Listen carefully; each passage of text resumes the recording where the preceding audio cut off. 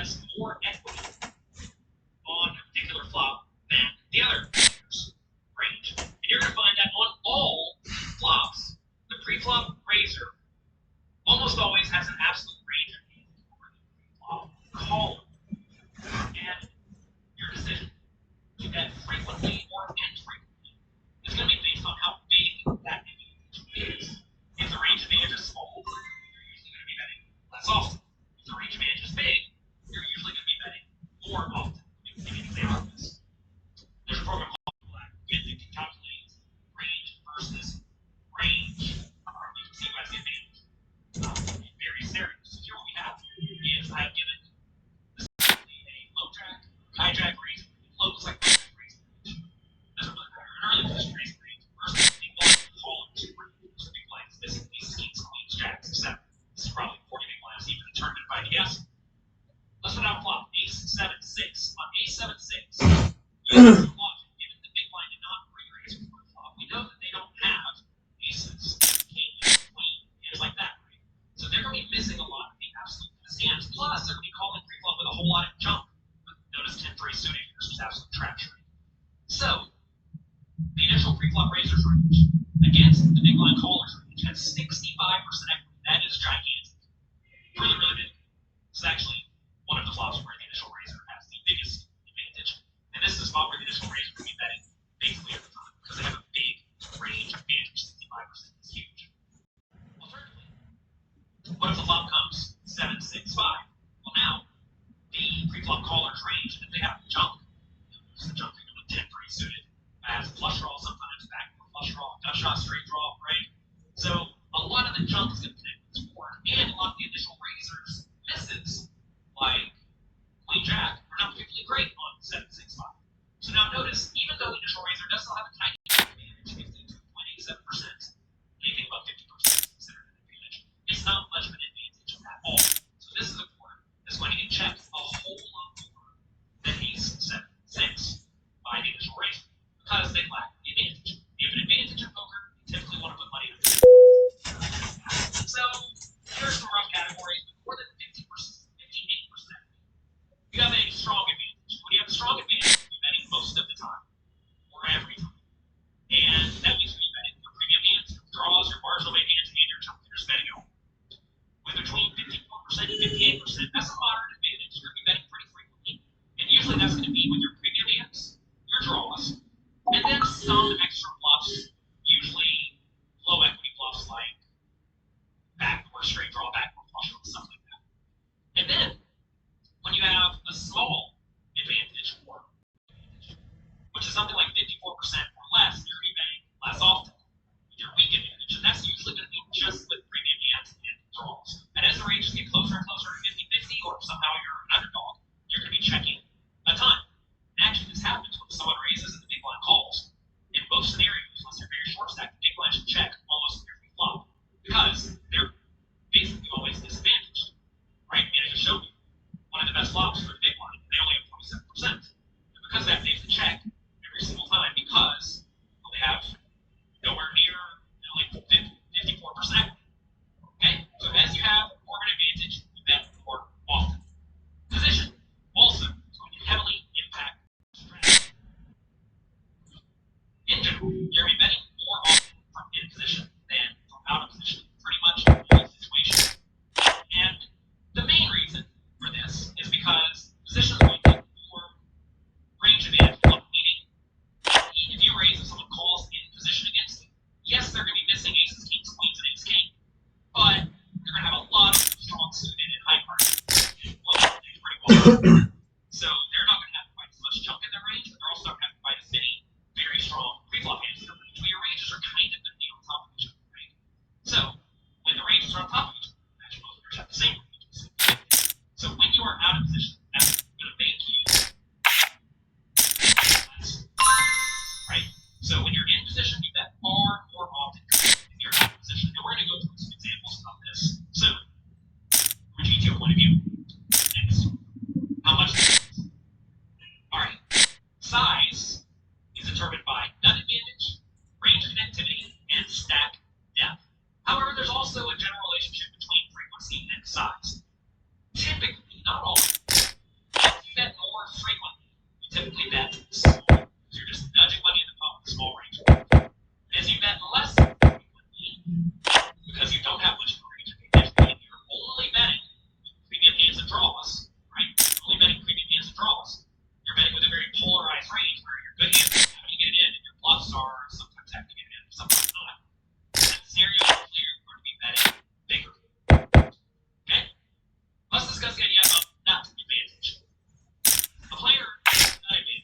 Four combinations premium, which is usually 2 pair or better than their opponent on any particular board. And as you have the nut advantage, you bet much larger. And if you don't have the nut advantage, you bet much smaller. So let's consider two spots. Let's say under the gun raises and the big blind calls. Here's the under the gun raise, here's the big blind. Up comes ace, king, jack. Who has more premium hands on ace, king, jack? Well, take a look at the ranges. The under the gun player has all of the nuts range. The big blind has almost none of the nuts. So right off the bat, you know the under the gun players have big nut advantage. This is a spot where the under the gun players will be betting very, very frequently. Maybe I said that wrong. I'm not sure. Under the gun is betting very, very frequently using a big size in a scenario because they have a huge nut advantage. Consider jack 5-5. On jack 5-5, under the gun has lots of overpairs and pairs in general, some jacks. But notice no fives, only ace fives. Whereas the big blind has lots of suited fives and a little bit of offsuit fives, right? Maybe a little bit looser, maybe having more fives. So this is a spot where even though the under the gun player is going to have a huge range advantage because pairs are good on this board, because we look at all the hits we miss completely with the big blind, right? The big blind has the nut advantage. So in this situation, both these situations, the initial raise is going to have a big range advantage, but a big nut advantage on ace king jack, a small nut advantage, no nut advantage on jack 5-5, which is going to result in tiny bets on that. Okay, so as you have a bigger nut advantage, you typically bet bigger. No nut advantage, you bet tiny. Next, range connectivity. This is a rather loose idea, but I found this to be a pattern in general. As the board connects more strongly with your opponent's likely continued range, you typically bet using a bigger size. What this usually amounts to is that as the board is just more connected, such that you should connect with the opponent's range, you're going to bet bigger. And as the board is more uncoordinated, in general, you're going to be betting smaller. Usually, why is it usually something? Usually something. Range connectivity, by the way, usually only matters when you have a range advantage. If you don't have the range advantage, you're not betting very often. And if you're not betting very often, you usually just bet big because you're betting polarized. Also, you will usually bet, this slide's a mess, you will usually bet small numbers where the current nuts is likely to be the nuts by the river. There's the idea of a dynamic board versus a static. As the board is likely to change, you typically bet bigger. As the board is less likely to change in ways that logically the ranges, you typically bet smaller. So say the board is jack 10-3 with a flush draw. Jack 10-3 with a flush draw is highly likely to change, such that even if it's kind of unlikely to be the actual nuts by the river. Flush will come, straight will come, whatever. Whereas on jack 6-2, in that spot, there are not a whole lot of logical draws in it. So the opponent doesn't have a whole lot of gut shots. So on jack 6-2, you can be betting very small. So both are jack high boards, but they're very, very different. Next, stack depth is also going to impact the size. Typically, as stacks get deeper, that big. You want to have the ability to reasonably able to get in lots of chips by the river when you have a good hand if you feel inclined. As stacks are shallower, you typically can use much smaller sizes, which is why you see in tournaments that you're betting one big line a whole lot of time. Also, when you are shallower stack, you don't really need to protect your stack, and you don't need to be betting large, such that you can't get all the by the river because the pot's already big enough to where you can spend like one big line on the flop, 5 on the turn, and then jam or something like that. The main exception to this is when you really sure you can go all in. So, here is a flow chart I made up. We'll briefly walk through this. This is something I definitely recommend you use on a regular basis. Frequency. You're in position with the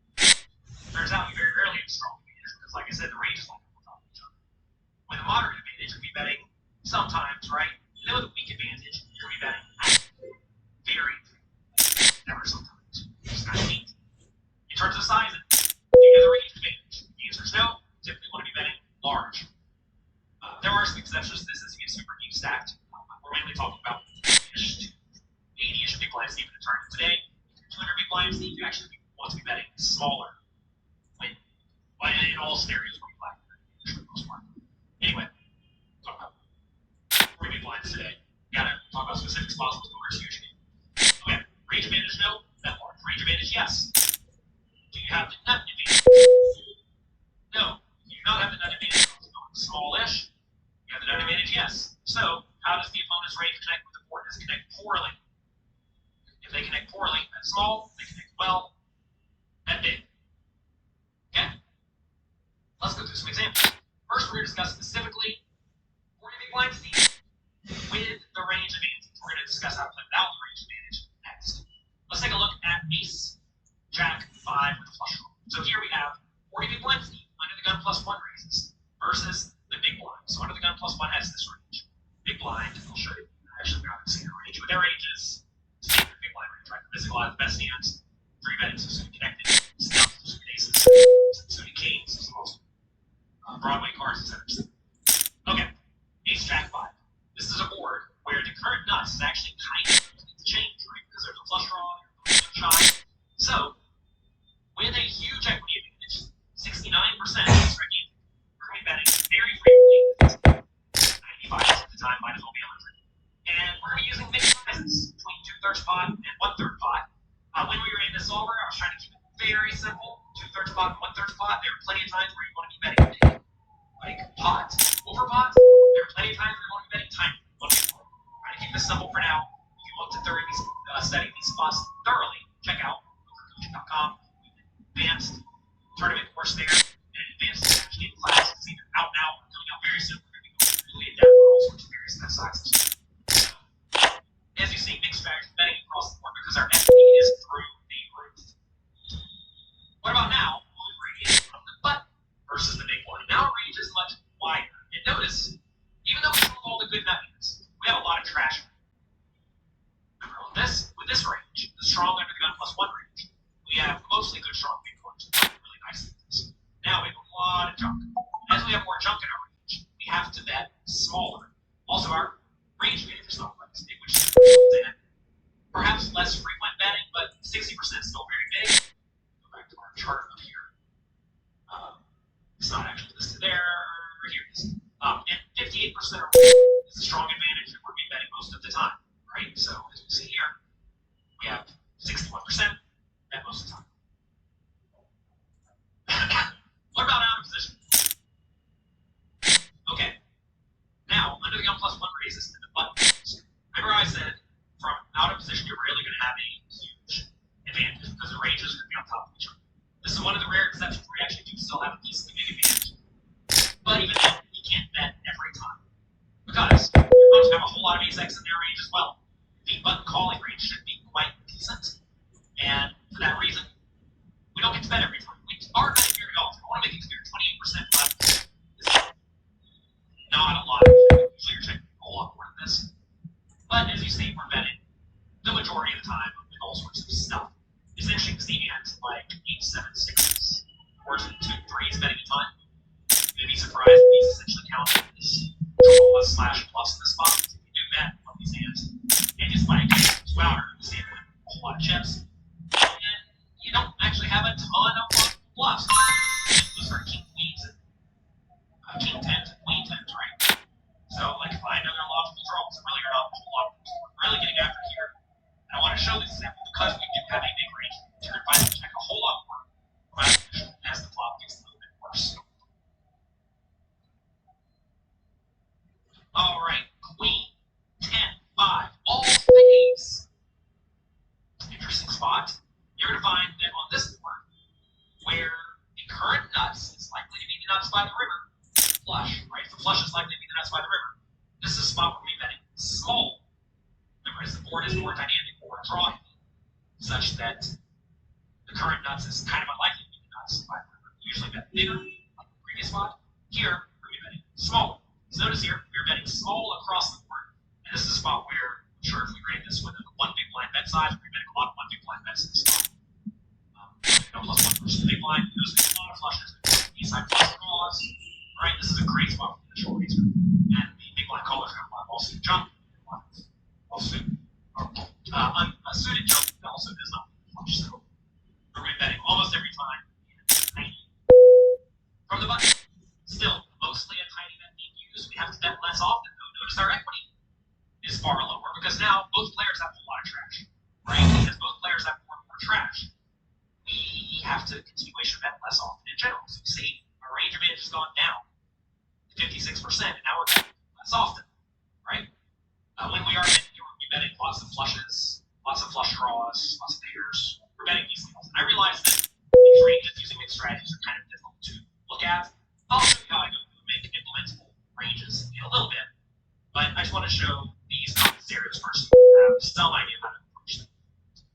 What about out of position? Now we're going to be doing a lot of checking because our ranges can be all on top of each other now. Both players have lots of flushes. Both players have lots of flushes here. Caution. So as we see now, 56% equity, very little betting. So remember the earlier out of position spot, we had 60% equity, we were checking 28%. Now we have 56%, we're checking 60%, right? So kind of lack the nut advantage, and we don't really lack the nut advantage, we don't have a huge nut advantage. And also the ranges are much closer to the smaller bets and blood betting less often. What about Jack 6-2? Very uncoordinated board. Notice now, checking basically none. I'm going to go +1 versus the big one. We're using some bets, but in spots where you use just a few big bets, you're usually your best way hands that are very vulnerable to being outdrawn. It's usually going to be hands like over pairs, top pair, top kicker, and then some junky draws. What are junky draws on Jack 6-2 that we have in our range? We have 5-4 that comes to that big. But we do have stuff like King Queen for 2 lower cards, Queen 10, Queen 9 backboard draws. So I think that makes a lot of sense.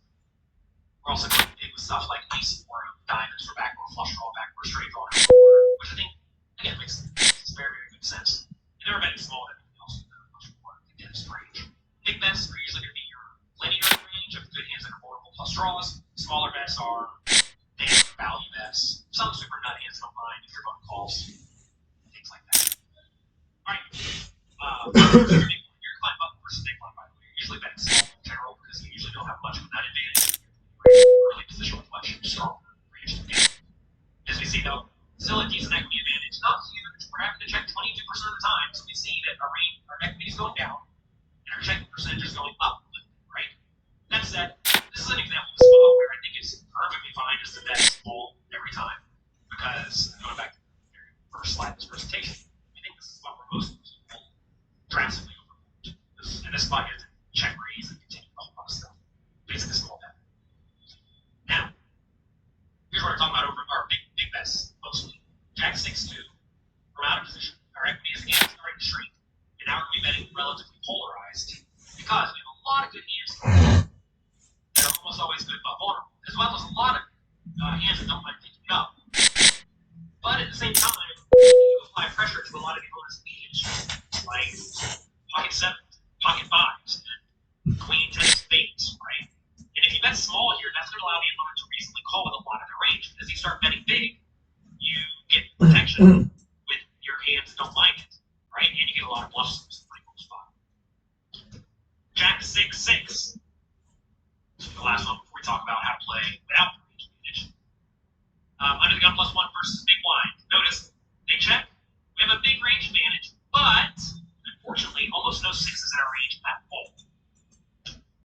And that's a problem. Notice also we don't even have any hands like 8-7 suited that don't mind betting. So we actually don't get to do a ton of betting in this spot. If we do bet, we're betting small. If we allowed for a smaller bet size here, we'd be betting more often. Typically, if you allow the solver multiple bet sizes, and one of the bet sizes is really small, and that's the one it likes, you can usually bet very small infrequently. In this spot, on Jack 6-6, I don't think most people check raise often enough. If you're not going to check raise often enough, again, bet very frequently. But it's a disaster. 40 big blinds even over here. They get raised, like pocket 7s, right? Because if you bet pocket 7 to be raised, well, now you're just nasty guessing. You don't want to be in a nasty guessing. So just check it back, play a small pot. 40 big blinds, button versus big blind. Similar scenario, but now we have some 6s, so we are getting to bet a decent amount of the time. The problem is we have a whole lot of trash, and so does the opponent, and our equity is starting to get low. So we are betting some 32%. Certainly not 100%. 6-6, under the gun +1 versus button. Now, neither player has a whole lot of 6s. Because remember, the button's not going to call 8 too often. Maybe they do. Not too often. They're definitely not calling the 8-6 offsuit. You gotta realize the big blind's gonna be in the top of the 8-6 offsuit. Right? So that's why you have to be very careful against the big blind. Because they have lots of sixes. So in this scenario, hands like the jack just still kind of count as the nuts. We're just betting these and plowing my spots. Again, solvers using a lot of strategies. I think it's reasonable just to find one bet size and use it in these spots. I don't think you want to get too bogged down in all the various sizes. So many people overly complicate things. If you pick the play that is most used most of the time and you mix it up a little bit from out of position, you're probably going to be fine against most of the players that we're playing against. Before we move forward, I'm going to tell you about my new book. I have a new book called 100 Essential Tips to Master Your Limit Poker. If you're enjoying this video, well, this book goes to a whole lot of spots. To it, we discuss bankroll management, value bet wide against calls and futures on the river, bet tiny from out of position with turn checks, all sorts of stuff. Lead on ace high 4 flush turns. Who'd have thought? All sorts of fun spots. Discuss developing strong heuristics. That's exactly what we're doing here. We'll talk about that in a whole lot more. 100 Essential Tips to Master Your Limit. We'll put links in the description below. You can go get it on Amazon or dmbpoker.com. Right now, check it out. I'm very, very sure you will learn a ton. Now, how do you play when you do not have to? Well, now, as a pre-flop raiser, without the range advantage, you can only bet with premium hands and draws, which is annoying. As a pre-flop raiser with no range advantage, you usually be betting using a polarized size because you're only betting your best hands that want to get in, plus some draws. When you're deep stacked, you're going to want to consider sizing up a little bit. Shallower stacked, you're going to want to consider sizing it down a little bit. As we see, again, we're in this region now, right? Where we really do not have much of an advantage. Without much of an advantage, you're just betting your best hands and your draws. And that's it. Nice and easy. So let's take a look at some examples. If you consider the flops as an initial raiser, the big blind is going to be the middle, low, connected type. So let's look at 9, 7, 5. I can already tell you, we're not going to have much of a range advantage. We're going to be checking quads. But notice, 9, 7, 5, 40 big blinds deep. We are betting 55% of the time. And it's just with a good, strong polarized range. Take a look at what's betting those things. King 9 and better, right? Notice the ace and slow plays, which is fun. You'll notice like pair plus straight draws is a pretty good hand. It usually likes to get money in the pot. 9-8 is apparently a little better than 10-9, just because it has additional equity. And then we're betting with bluffs. What are bluffs? Any hand with an 8, any hand with 6, 2 overcards, any hand with a backdoor flush draw are very good bluffs. Also notice with this total airballs are bluffing, which is kind of fun to see. What about if our range is wider? Well, now notice again, same rough range is betting for value. Notice 9-8 and 9-6 get after it. Lower pairs, top pairs, lots of 8s are betting, lots of 6s are betting. And then random overcards, same story, right? Notice you can be a little bit more selective with the backdoor overcard draws, like King Jack of Diamonds here. Because with King Jack of Diamonds, now you don't really need to bet that. You'd rather bet a lower equity hand like King 10 offsuit. Okay? Fun and good. What about from out of position in this scenario? This spot, we are again betting not that often, about half the time. And again, with a relatively polarized range. It's a neat spot here because the opponent's range, depending on what strategy, may or may not actually line up with this board all that well. Some of your opponents who are looser, call every student connector, they're going to nail this board, use the check way more often. Some people who don't play those hands because they're nits, well, they're going to have a whole lot of hands in this region, in which case you can just blast them. So this is a spot where we're going to be playing pretty far from GTO against a lot of people. What about 7, 4, 3? Another one hits the big line very well. Notice now we have a lot of overpairs, a lot of backdoor straight draws that can bet, and our backdoor flush draws that can bet. This is the under the gun +1 player. We do have some gut shots here. We have some pairs that are pretty good. So even though this board looks kind of rough for us, it's fine enough. When we are the button versus the big blind, now we have even more hands that are very likely good but vulnerable. Notice lots of top pairs are very likely good but vulnerable. Even 5s are very likely good but vulnerable. So we're black. We are using some small bets, mostly big bets, and again, a very polarized range of best hands. Fairly good but vulnerable. Draws, 6 or 5. Lots of other stuff. We have a whole lot of trade. You may ask, what do you do? That's going to be another video. Actually, yeah, an entire tournament and cash game masterclass these spots have gone safety and more. Pre-flop, on the flop, on the turn, on the river, in all sorts of ways the hand can possibly play out. They're very, very long. So it's forever. They're over pokerbaazi.com. What about out of position on 7, 4, 3? Another interesting spot. We should check this one because all these hands are not in great shape. Kind of neat. You're going to find that in general from out of position, you have to do a decent amount of checking on the card to some extent. Not always, not always. Like this spot you see, 9, 7, 5, we're checking about half the time. 7, 4, 3, we're checking 78% of the time. So we're doing a decent amount of checking. We also haven't discussed multi-way pots, which we discussed in the tournament and cash game masterclass in poker coaching. And in multi-way spots, you have to check a ton. Let's take a look at a few common mistakes people make. Whenever you're structuring your range, you can do all sorts of things wrong. For example, in this spot, imagine you bet every overcard with backdoor flush, like all the king tip suits, all the queen tip suits. What's wrong with that? What's the problem? And how can you exploit people who make that mistake? These are things you want to consider. So, let's take a look at mistakes people make. Let's take the mistake number 1. Too much / not enough. So, let's say we're in a scenario, this is our pre-flop range. We're going to go through and categorize each of our hands. Premium hands, draws, marginal hands, and junk. Okay? What are premium hands on whatever board this is? Notice in this spot, we're probably looking at 9-9. Obviously a 9-9 board. Maybe it's 9-7-5. Probably isn't. So that's the scenario. This is a spot where we're betting all the hands in red, checking the hands in green, betting the hands in blue, checking the hands in gray. The problem, though, is that our ratios are out of line. Now, we haven't discussed these ratios, which I do discuss thoroughly in the master classes. But you can have, at most, on the flop, a 2-draw to 1 premium made hand ratio on the flop, assuming you're not so deep stacked. So in this spot, we have 17% premium made hands, which means we can probably have 25% draws. Draws, like queen 10 backboard, stuff like that. Ace 8, Ace 6, etc. Also, you want your marginal made range to junk range to be something like 70% marginal made hands, 30% junk. These are hands that are checking it back, right? Because then you'll be able to call a turn bet roughly 70% of the time to make sure that you are not overfolding to your opponent's aggression. Remember, way back in slide 1 of this video, however long ago it was, 36 minutes finish ranges, we talked about the easy way to crush people is to make them fold too often. Well, if you check back flop with 70% junk, which is 50 divided by 76 for the next, all you're going to do is bet the turn.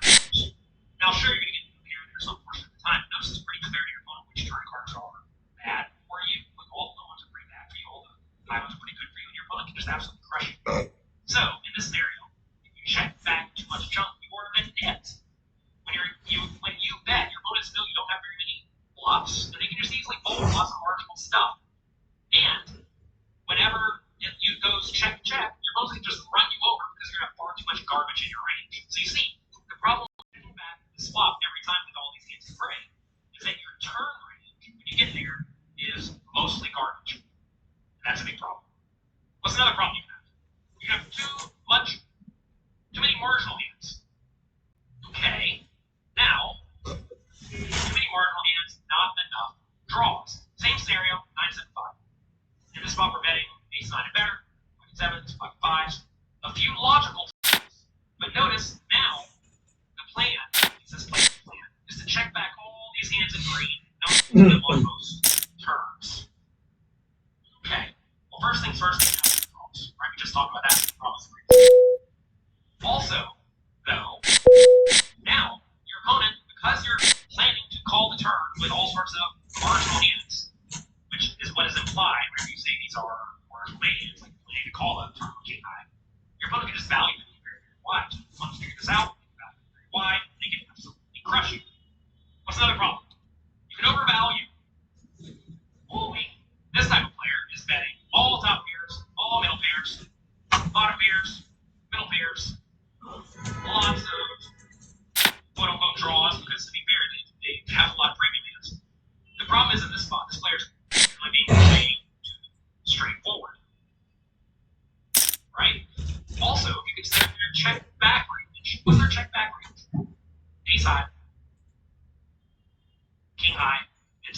20 dice. Not very good. So when it goes check, you just bet the turn and bet the river and make you fold fast majority of the time. This is what a super duper straightforward player does. And they're usually pretty easy to play against. One more mistake, slow playing. What if you check everything? Actually, don't check everything. This player's actually using a really fun strategy. They're checking their best hands, betting their draws, checking their marginal range, and checking their junk. Well, first things first, they're losing value. Don't slow play. Slow playing's for bitch. Also, you need to bet your premium hands, checking their draws, checking their marginal range, and checking their junk. Well, first things first, they're losing value. Don't slow playing's for bitch. Also, you need to bet your premium hands to balance out your draws. You're going to find that trapping is almost always lower EV than betting. With your best hands, you just want to get money in the pot, especially when those main hands are kind of on. So don't slow play, because whenever you're betting in the spot, all your opponent has to do to crush you is raise a lot and figure out you are an efficient slow player. And that's not good. Also, your opponent, look, anytime you do anything, it's obviously wrong. Your opponent's going to figure it out if they are playing with you for like 2 hours, assuming it's something you're regularly doing. And if you're playing with the same players on a regular basis, it will absolutely crush you. So you do not have these creations things in your range. One more spot, someone who's drastically overbluffing. This isn't even too bad. This player's betting with like a lot of their junk. Notice I actually have them over here betting with all of their junk. So notice here they have essentially these two ranges are combining about 40% draws / junk, which is way more than one ratio of draws. So usually 25%.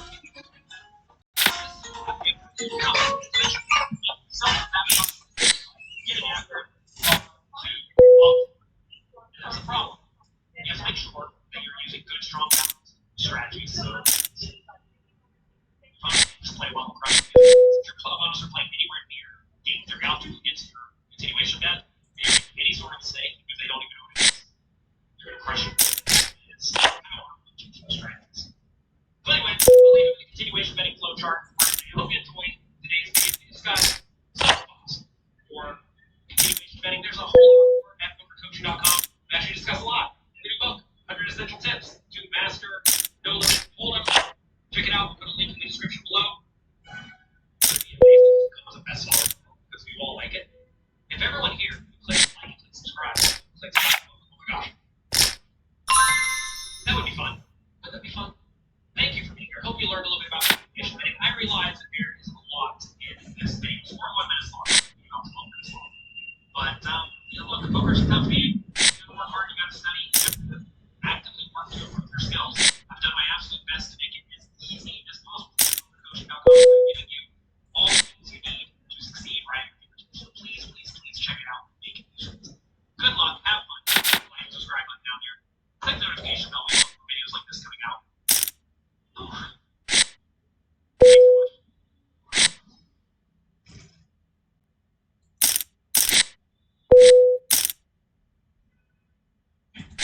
I forgot to refill my water. Such is life. Every time. Just return home. Serious about returning. Great time. I would go again. Today, we're going to be talking about bankroll management. Why?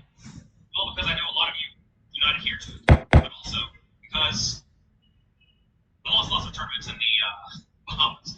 I did not do especially well. Actually, it's not entirely fair. I had 3 cashes out of about 15 tournaments played, maybe 12 tournaments played. Probably should have looked at it before we started today. And I had 2 top 50 finishes in World Series poker tournaments. Went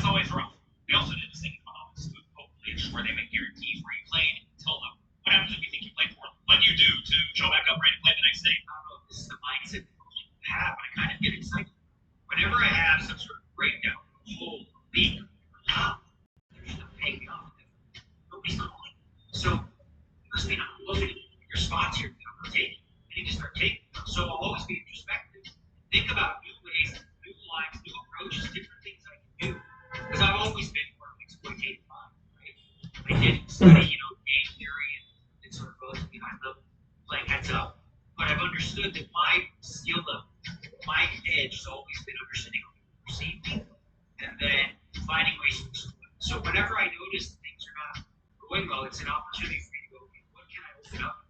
What can I do differently that maybe I wasn't thinking about?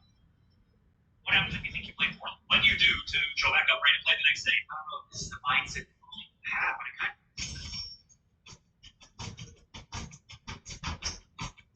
Oh, well, we got wild.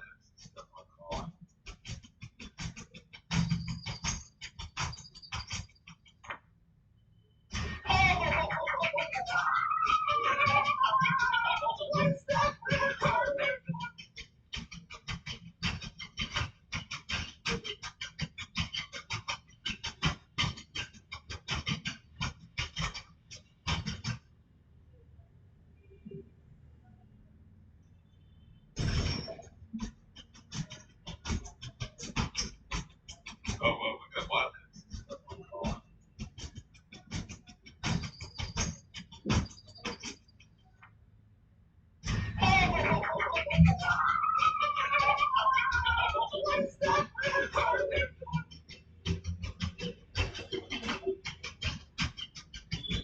Greatest team of all time. Not even. This guy can do things in the desert. Greatest team of all time. Not even. This guy can do things with the desert eagle that absolutely no one else can. As you do. As you do. You go with the eagle. It's not even the question of my eagle doesn't do that. No one's eagle does that. Nico. The eagle makes up 6.87%. The guy uses the eagle more frequently because he's just able to get more value. I know all you are going to start talking about this, but is there an excuse for missing this shot? No. He adjusts off a frame off before he shoots. But it's one shot. When you think of Nico's eagle, don't think of that. Think of this, bro. This right here is by far the best eagle of all time. Just best eagle. Watch this. How? Look at my team. Greatest team of all time. Not even.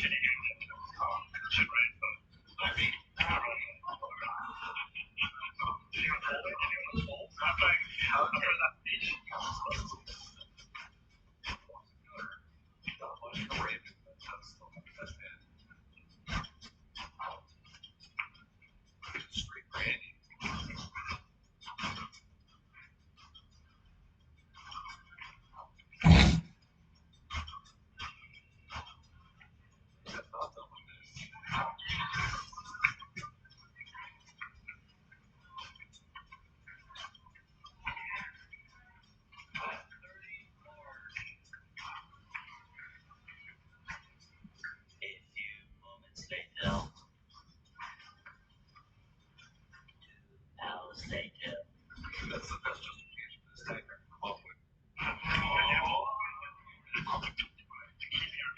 This TikTok user posted a spine-chilling video of a mysterious hotel room that has taken the internet by storm.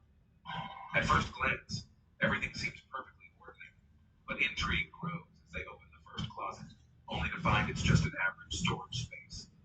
Undeterred, they press on, taking note of the window and bathtub. The video takes a thrilling turn as they use their card to unlock a concealed door, leading them to another room.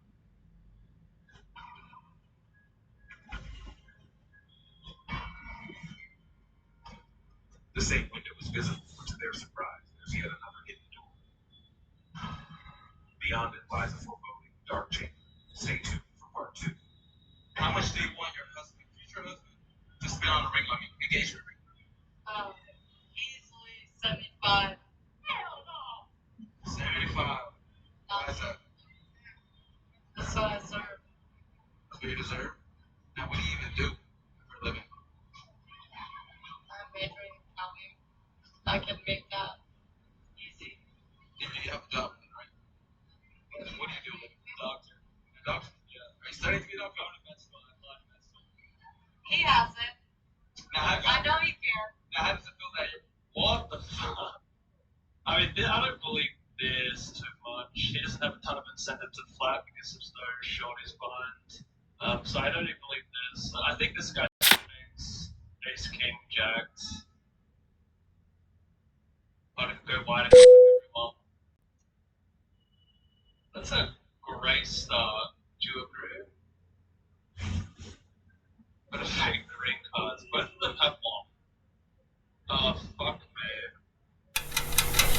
Jesus, man. What the hell is that? Daddy, chill. What the hell is even that? Get everybody out of the... What the fuck?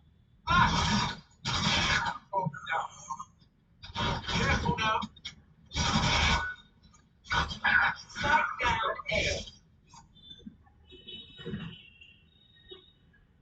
Fight plant. One enemy remaining.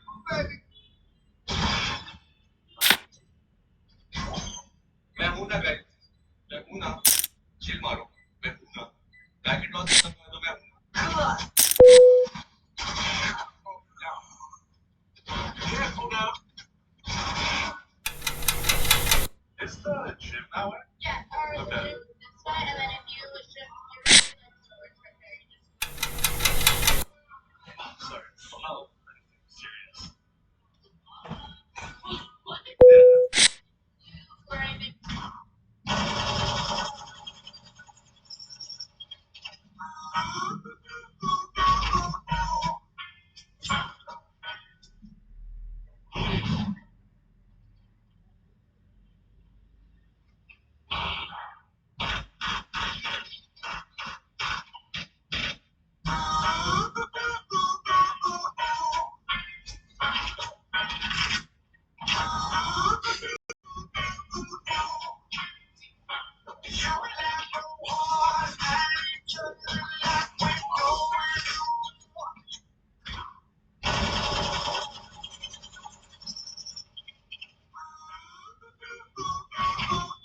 Mr. Sticky Will.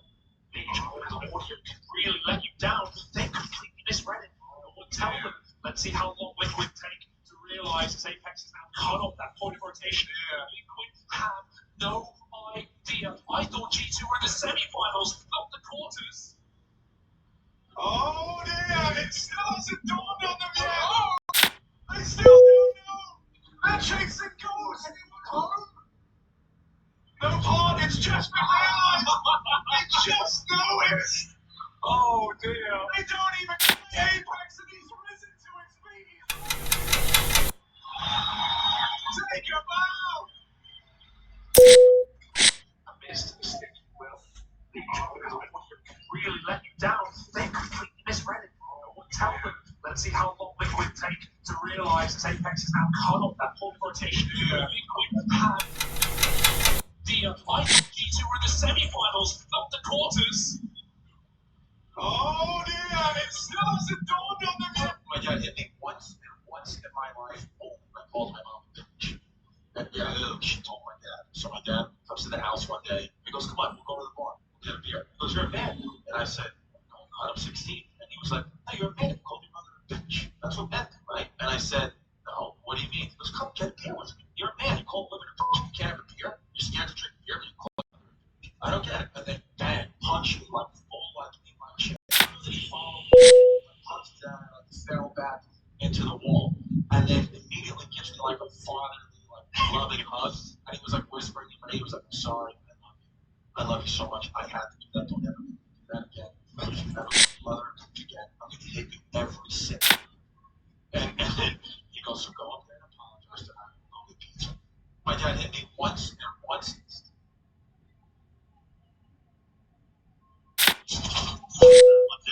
Oh damn! Oh damn, baby, headshot!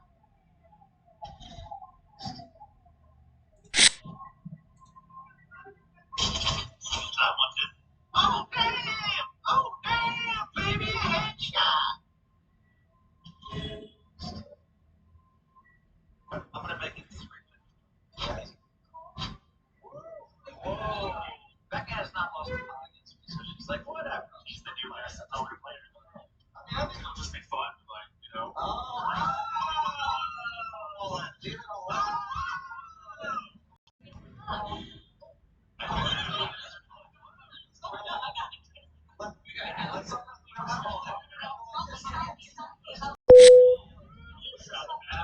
Really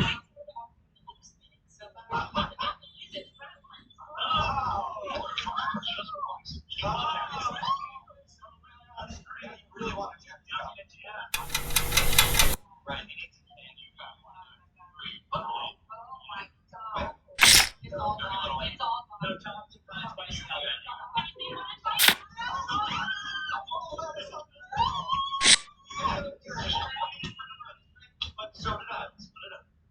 I'm gonna make it 3. Whoa. Becca has not lost. It's like, whatever. He's been doing this. It's over to players. I mean, I think it'll just be fun. Like, you know.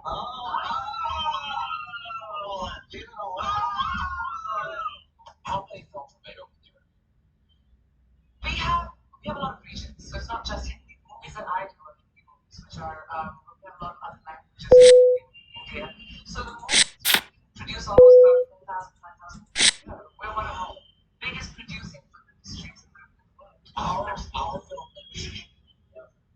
Film industry, not the other way. What would it be called? I don't know. What do you call it? Hindi? What is your film industry? They're calling either. There's no Hollywood. Hollywood is place. You can see on the map. There's no Bollywood. You've never seen a place called Bollywood. It's Mumbai. Okay. Bollywood. No.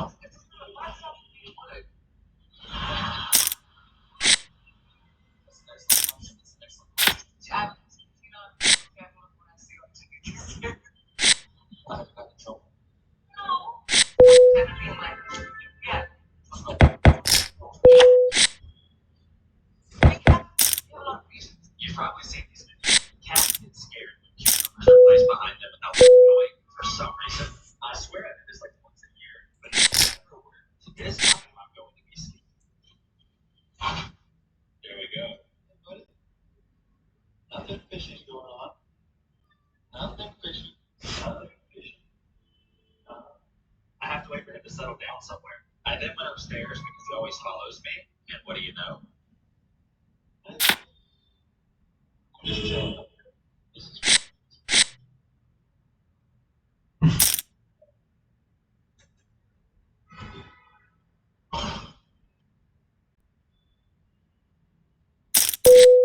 I just have to wait and see what he does.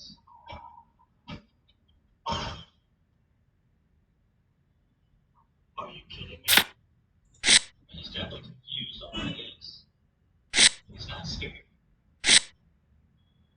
You've probably seen these videos, but Cat.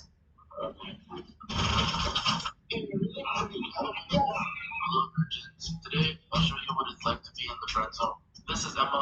She's visiting me from the countryside. I figured I'd be a good friend and show her around. We're going to my favorite store in Vancouver. Those from the countryside don't really get scammed often, so I'm definitely taking advantage of that. I'm only buying it today. This shirt was kind of too big, but Emma found me a good one. Thanks for buying it. Welcome to Vancouver, Emma, the city where people use.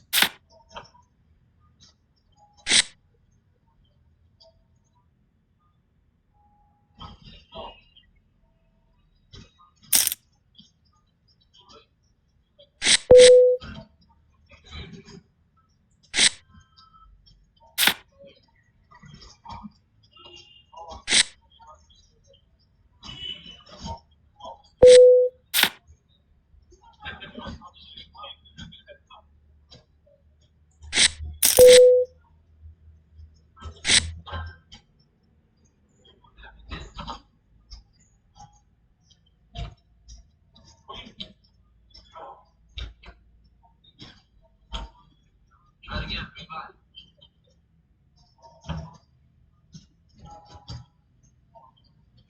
So all you have to do is ride on smart. You're gonna run all the way through, jump in there, this little, all the way through. Wedge yourself all the way to the top.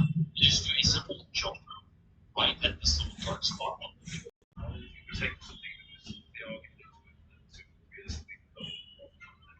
would say 1 to 2 years. I've seen people do it in 6 months, but I think 1 to 2 years is a realistic time frame to kind of get real. Now, some people thought the catwalk was going to train her to climb up. And while I haven't seen her, I did train her to jump up on the shoulder. My idea is to have a safe space for her to go to when we see dogs. I did this using a clicker and treats. The first step is to wait this click sound.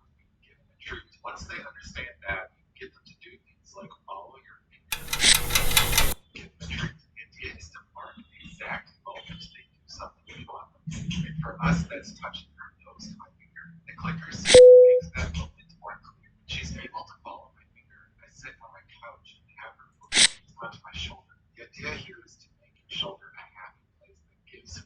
As she gets comfortable, I increase the distance she needs to reach to get the truth. Until she's entirely on my shoulder, and eventually she's comfortable riding around on top. At this point, she'll do anything to get to my finger. I also taught her other tricks like high fives, so let me know if you want to see. Some people thought the cat. Check. Check. Check. Yes. Keep doing it. Check. No. Trap me, trappers. Check. Check. I should talk to her.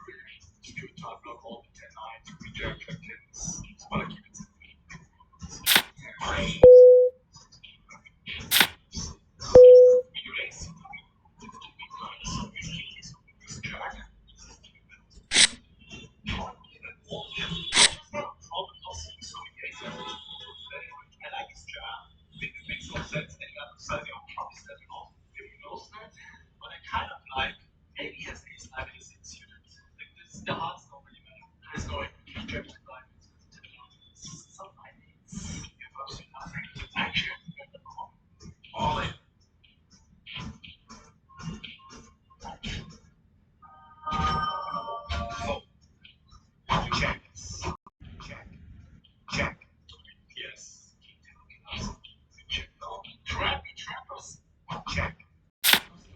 Triangular shaped spikes on the edge, raised metal separation benches, weirdly curved rocks installed on flat surfaces to make it uneven, multiple armrests on benches that make no sense. Take a look at this, and this. This is called anti-homeless architecture, designed and built to prevent people from sleeping or resting on them. If this ain't enough, in New York City there are uneven metal structures built on top of subway vents that blow out hot air to prevent homeless people from resting on top of them during winters. Vents originally looked like a good place to stay warm in cold weather, but the added metal structure makes it super uncomfortable, painful, and almost impossible to sleep or sit on it.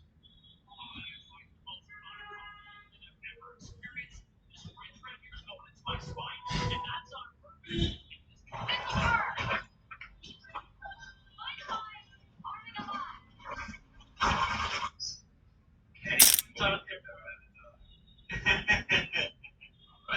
now, let's start with Cameron. What do you think Cameron meant? Your drugs time up to so, alright, yeah. Google Cameron.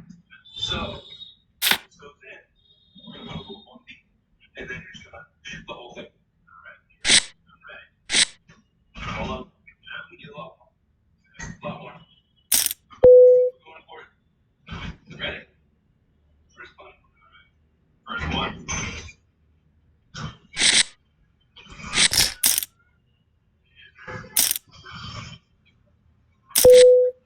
That is a flavor bomb in your mouth. Oh my god. The legends are true. The legends are true. There's like 50 of them right in front of me right now. You're gonna try to get to one, and then we're just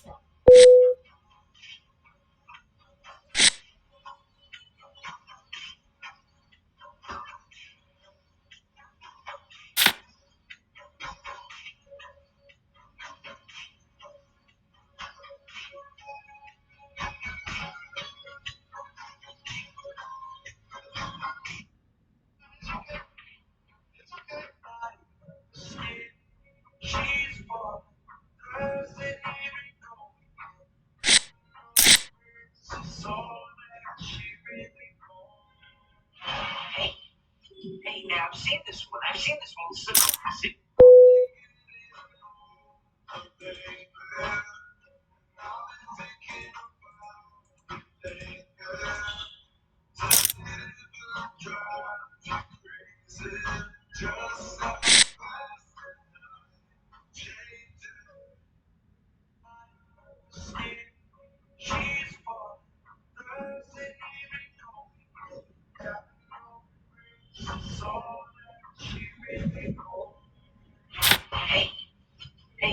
seen this one. I came from class.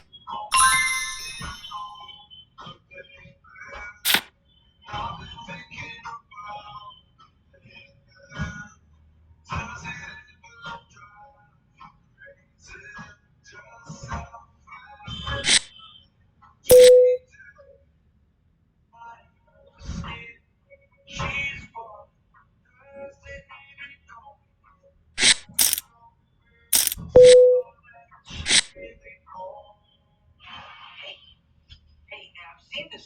Well, first off, I want to talk about today is CrowdStrike. CrowdStrike is a cloud data security company. The stock price is up over 41% over the past 6 months. Look at their revenue. It has increased nearly 42% in the last year. Until revenue today. I have it 7,000. Oh, Dad, what's a 3 high? Floating. It is a common idea to bluff the very lowest cards. But I mean, this is.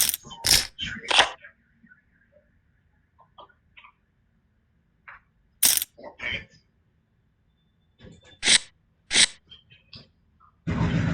Small bell?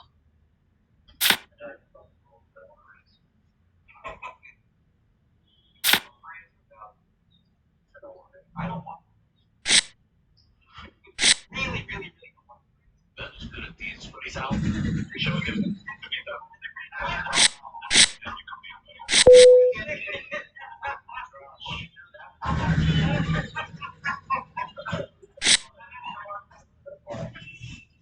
I have it 7,000.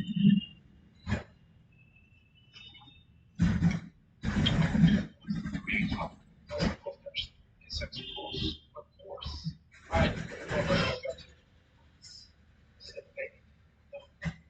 I have to just fold king 10 here or sit you have king jack. What else do they have? The king queen and the ace king goes in very big and try pieces.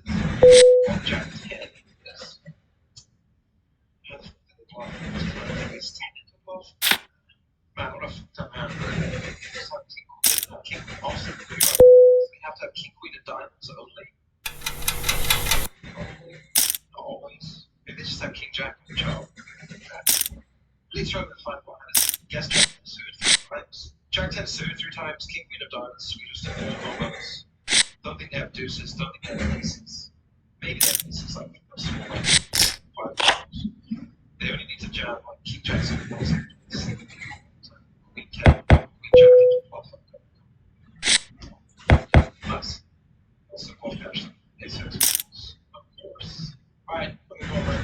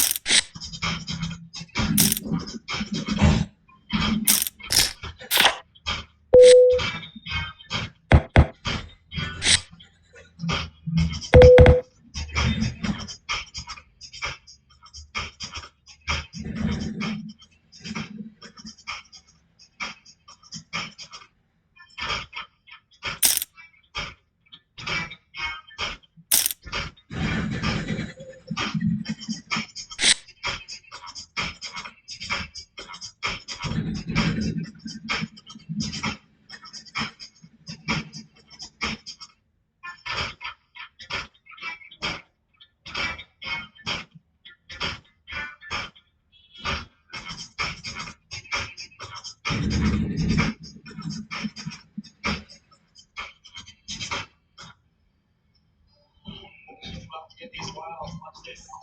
He's about to 4 wilds. Here we go.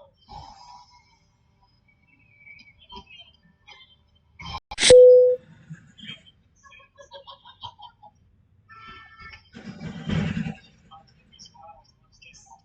He's about to 4 wilds. Here we go.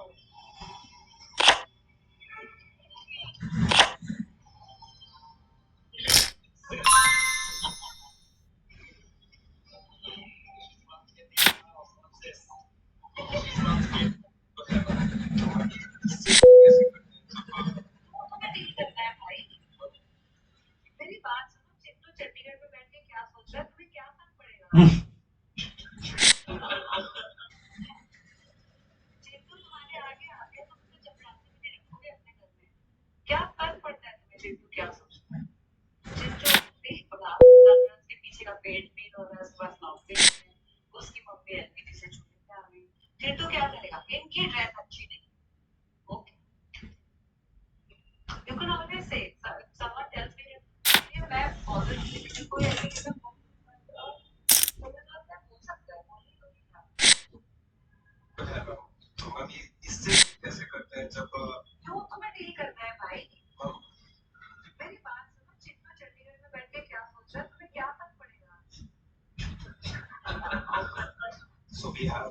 combination of chicken tikka, the white meat, chicken malai beef broth, and the naturals.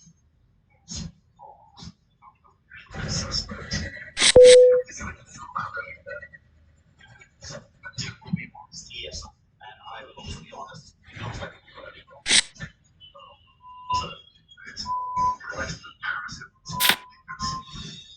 Please, do you put color for the prawns? No. What did you? So that's color. Do you put color for the tandoori chicken tikka?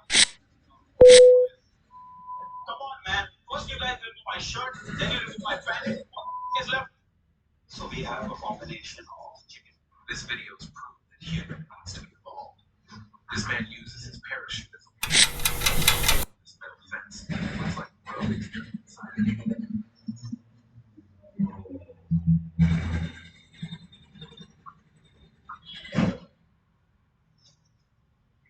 This video is proof that human needs to be involved. This man uses his parachute as a wings to land soft on this metal fence. Looks like bro is living inside the game.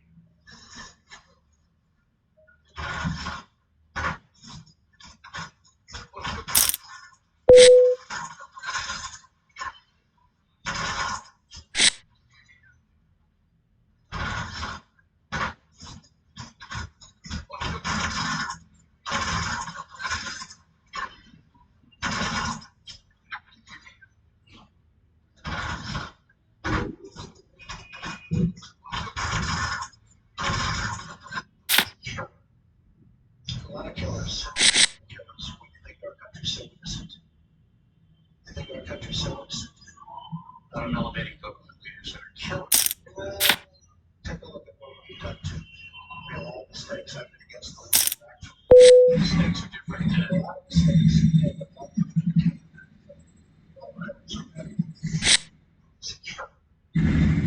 After being scared by the tongue, the cat felt pain and decided to plant the scared zone in the back of the head. Every day, the cat would hide in the corner of the house waiting for his owner to arrive, and would continue to create other strange situations to surprise and frighten him. When the owner realized that the cat was joking, he also started to joke back. They became best friends and had memorable moments in their human lives. This made them surprised. After being scared by the tongue, the cat felt pain and decided to plant the scared owner back in the head. Every day, the cat would hide in the corner of the house waiting for his owner to arrive, and would continue to create other strange situations to survive and fight. When the owner realized that the cat was joking, he also started to joke back in a friendly way.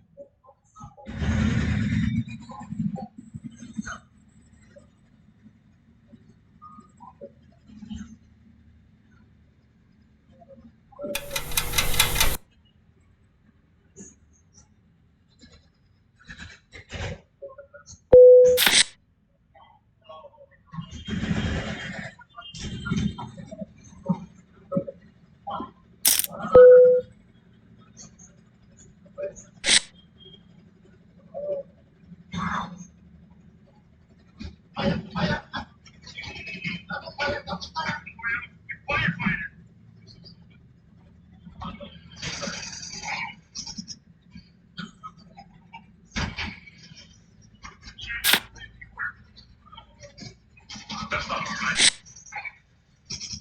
I'll do it this morning. But I smoke my cigarette. Has been oh, his cigarette.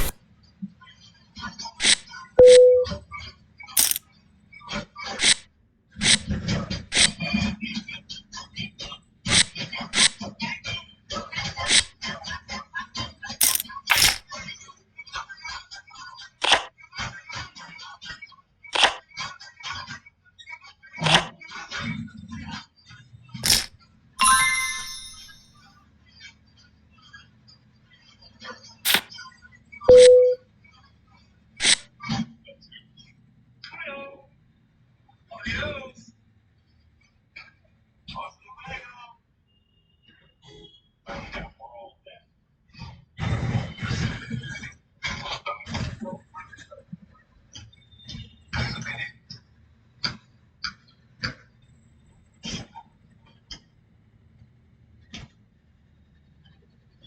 Well,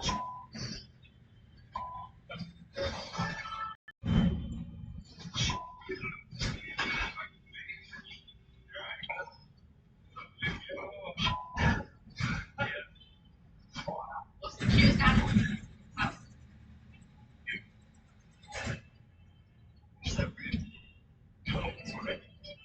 Uh,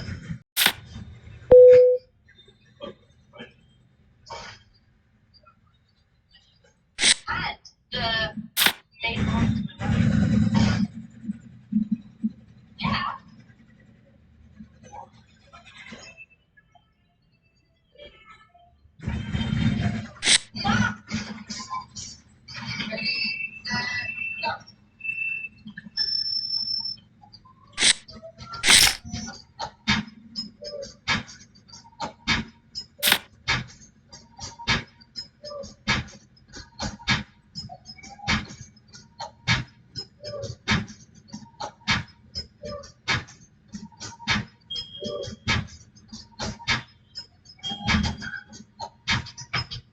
This curious wolf probably discovered the fearless lakes mermaid. He had no idea it was a creature for a year. Despite its size and nature, the wolf led in panic like a little puppy. The lynx, a majestic and elusive wild animal, is a great friend of both characterized by its distinct tugging ears. Musky disease. The lynx belongs to the elephant family and is known for its powers as a solitary and skilled predator. It is extremely difficult to find coordinated groups that lynxes hunt. This just proves how great their senses are. Just look at how this curious wolf probably is. This thing. What is that? What is this?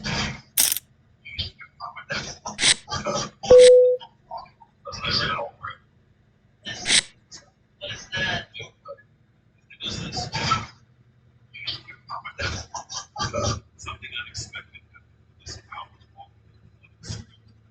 As it got closer and closer to the lake, a dangerous situation. Unfortunately, the cow experienced an electric shock from the wires surged in the blood. You can see that the people traveling around noticing the situation. They did not control it. Instead, they just fled away. But right when things were going out of hand, this young man came to the rescue. He quickly grabbed a rope, wrapping it around the cow's legs, and with great determination, he tried his hardest to pull the cow to safety.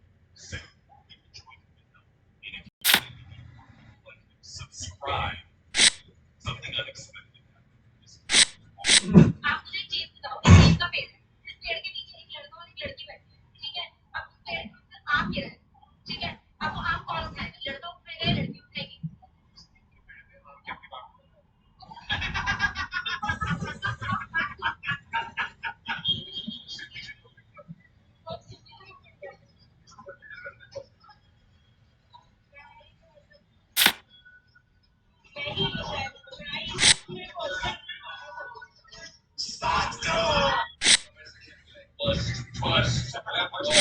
Trump was always bothered by how Trump Tower fell only 1 feet short of the General Motors building 2 blocks north.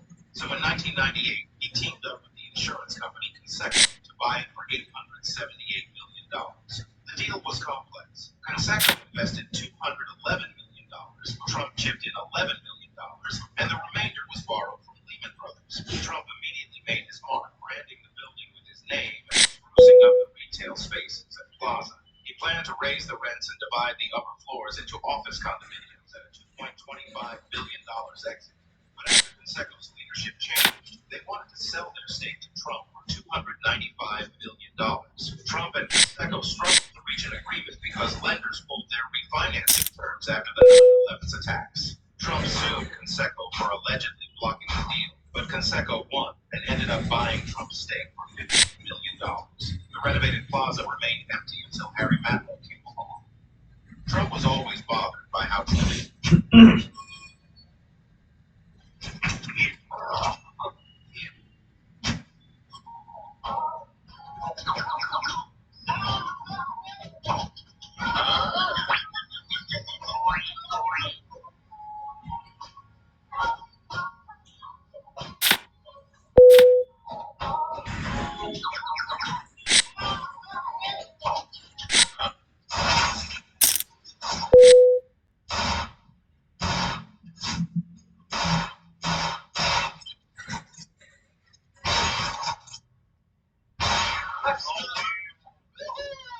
is it the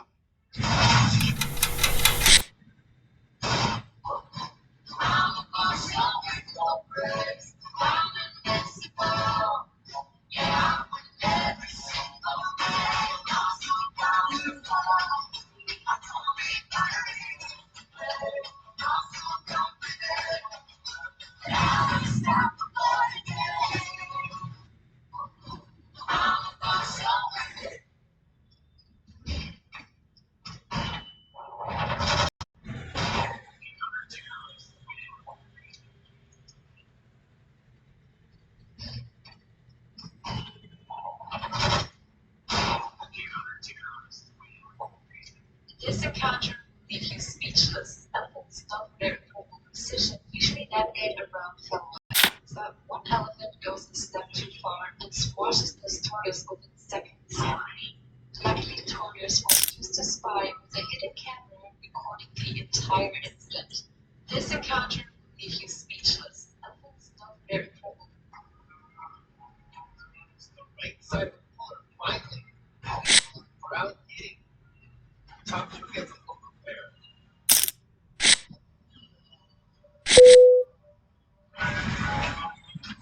Oh no. It's a very savvy check.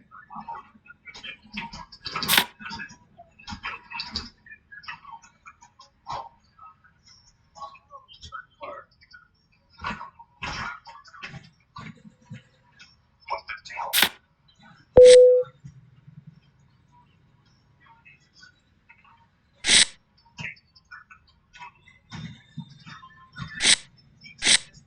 Wait.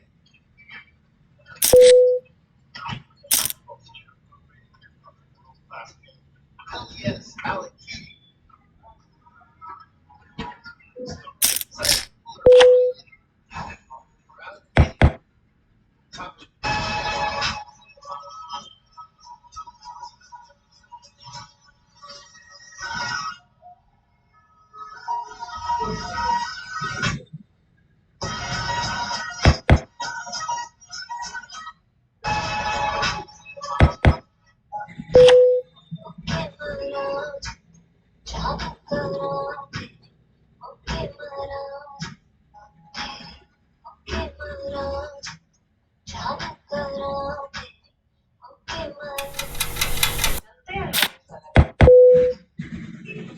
और क्या बंदर जैसी शक्ल की सबसे खूबसूरत महिला है बाकी किसी के आसपास और मुझे लगता है वो किसी को काफी ग्रेसफुल है कभी आप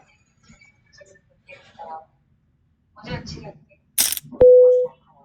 नहीं बहुत शरीर को साउथ इंडियन डालती है पापड़ खाने वाली लेती है वो करते हैं तो क्या है चलते हैं लोग ऐसा When this woman is trying to choose which cat to adopt in a pet shop, she accidentally captures this hilarious moment with the cat on the right trying to make his friend hide and keeps pushing his head down, speaking to get this woman's attention that we adopted from her.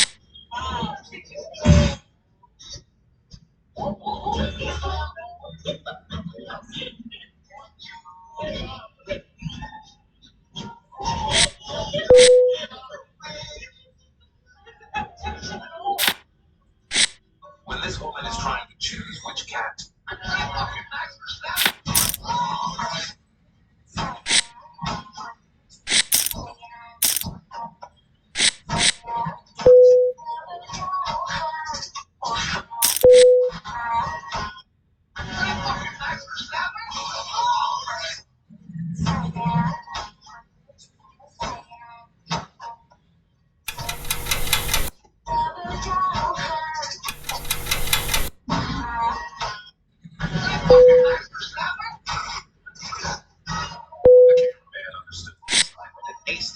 Her endorsement contract just got doubled due to the camera angle. It's a good fucking thing he knew the importance of a good camera angle. Because I didn't know if I was watching a praying mantis mating ritual. I think he deserves a gold medal. I know she sure as hell don't. Look how far she jumped in front of the line. The cameraman understood the assignment and aced it. Her endorsement contract just got doubled due to the camera angle. It's a good fucking thing he knew the importance importance of a good camera angle, because I didn't know if I was praying.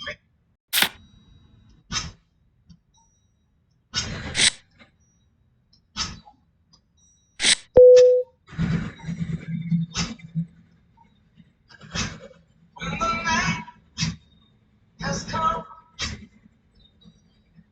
and the land is dark and the moon is the only light we'll see.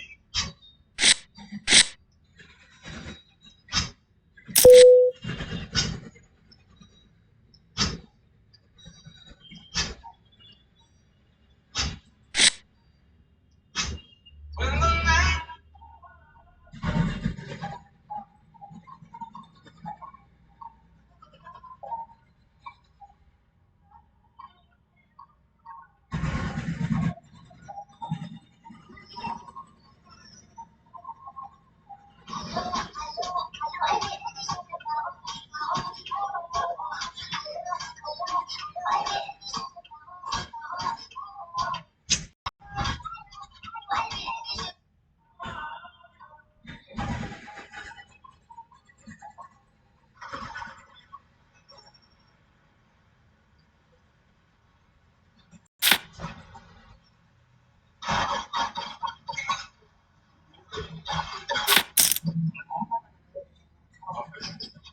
Ace Queen suit. Her head, Irene. Oh, she's landed. Here we go. Come on, baby. Is Ace or Ace?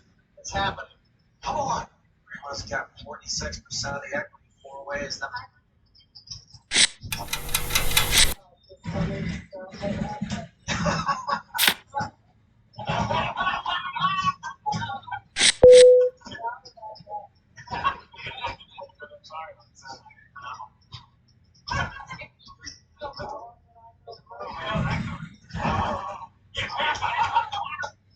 Versus Cuba.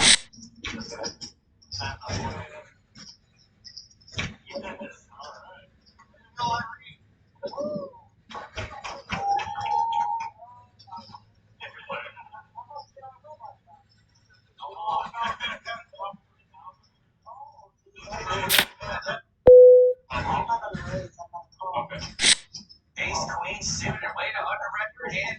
Irene. Oh, she's landed. Here we go. Come on, baby.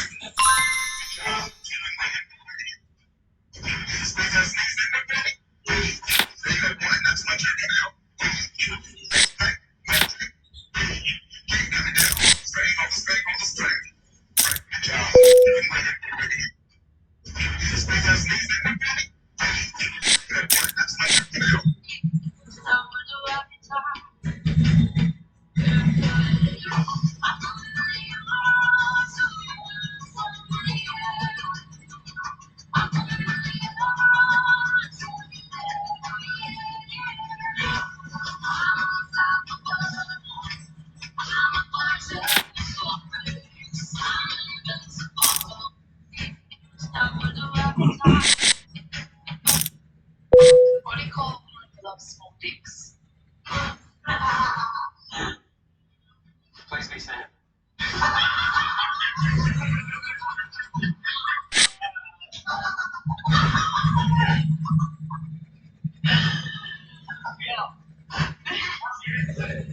Hopefully your girlfriend. My girlfriend. Yeah, I know.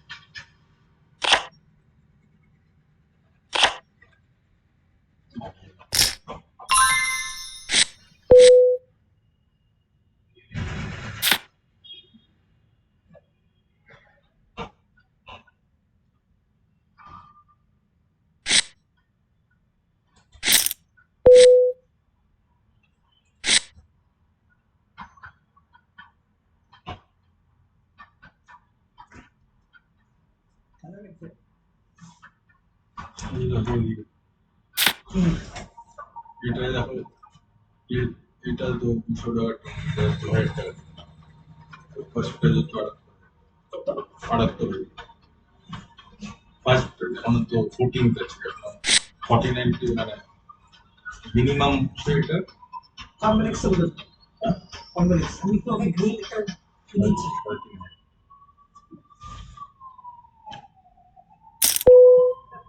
আমরা বেরে বলবো হ্যাঁ চারটা আছে চার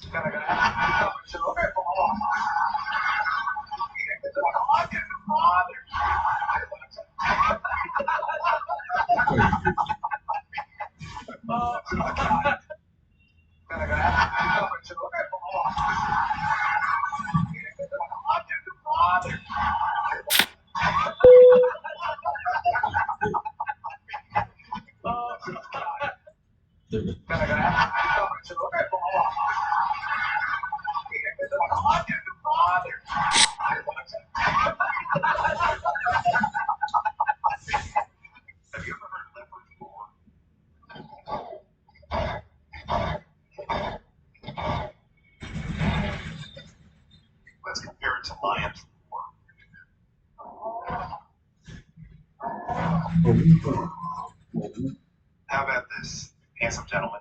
Tiger's turn.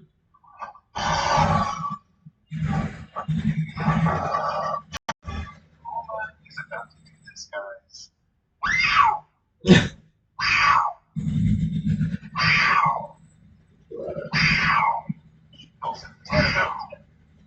Have you ever heard leopard before?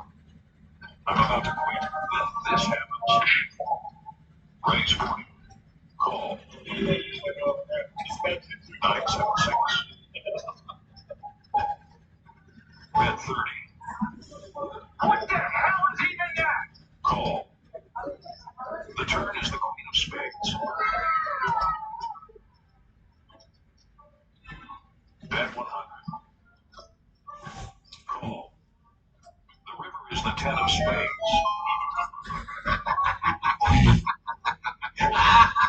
Bet 120. Raise 400.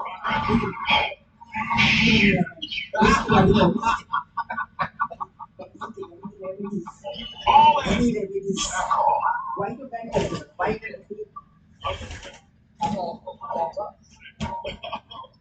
TourneyPoker.com. I'm about to quit. Then this happens.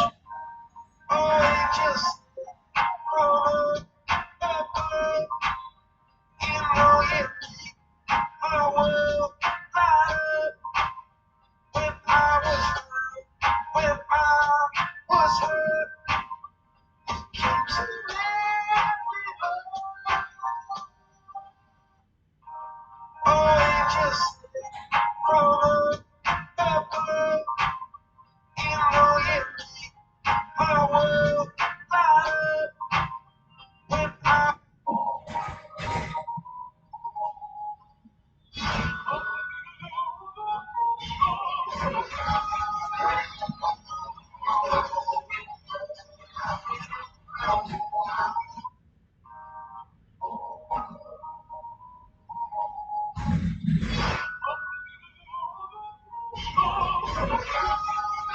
This girl was having non-stop hiccups when her teacher noticed it and invited her to the front of the class, and this was the moment he gave her the cure for it. No, I'm not going to scare you. Everyone stare at her. Stare at her. Look at her. No. Got hiccup. Oh my god. This girl was having non-stop hiccups when her teacher... If there is a cow that is experiencing bloat, usually a veterinarian will puncture their stomach to release the gas trapped inside. Veterinarians use this method to save the cow because when cows have too much gas in their stomach and cannot release it, they can die. A significant portion of this gas is methane, which can ignite if exposed to fire. If there is a cow that is experiencing bloat, This video went viral when a man received a rescue call. He immediately rushed to the scene. He heard a weak dog whimpering, and then found it buried in the ground. He began to dig the dirt so it could breathe. According to the caller, he was passing by when he heard the dog whimpering and be arguing with a few men. But it was unclear what happened. Because it was late at night, he was afraid to approach, so he called for help. When he arrived at the scene, everyone was gone, leaving only the weak whimpering of the dog. First, the dog needed to be rescued. After he cleaned the dirt off of the dog, it struggled to crawl out on its own. On the surface, its body seemed fine, but it did not run away, as if it was searching for something. Then he discovered that it had just given birth. The puppy was still buried in the dirt. He was able to rescue the puppies in the ground. What a kind man to save the lives of his dog. This video went viral and received a rescue. Power has a Toto, porque tenemos unleashed क्या वो secular सरकार बनाने की इजाजत देंगे? देखिए Bharat secular है, BJP RSS जो अभ्यासी फिरती है और ये हिंदू के सोचने का तरीका है। हिंदू एक किताब से एक पैगंबर से विश्व को मात्र पूरी बिहार की संस्कृति का हिस्सा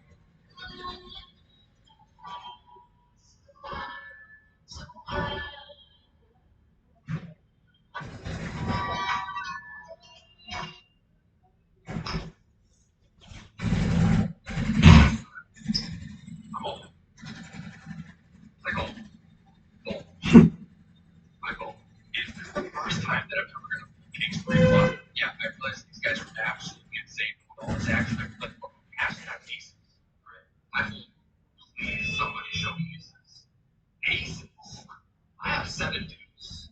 You have 7 dudes. Oh, that's so bad for me. How is that bad for you? Because I also have 7 dudes. I'm gonna have to lose. I'm not joking. I'm alright. Well, at least somebody has a good hand. Into a flop. Good luck, everybody. Oh my god, these guys are idiots. Please do not let them. Nice. Pocket fours good. Pocket fours are good. Yes. Send me those chips, baby. I'd like to change my point of view. For you, but nothing else.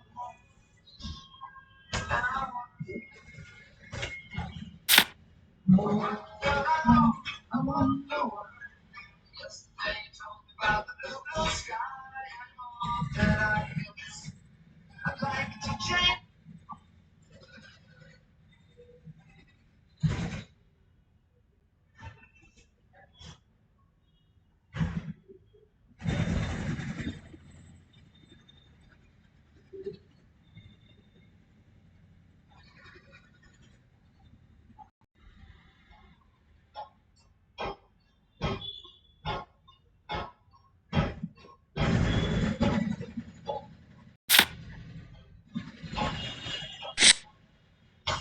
Sitting here in the pouring room. It's just another race of the afternoon. I wish my time I got what to do. Hanging around now waiting for you, but nothing ever happened. And I'm driving around in my car. I'm driving too fast, I'm driving too far. I'd like to change my point of view. Feeling so lonely for you, but nothing ever happened. And I wonder how, I wonder why. Yesterday you told me about the blue sky and all that I can see is just a yellow lemon tree. I'm turning my head, I'm back down. I'm turning around, and all that I can see is just another lemon tree.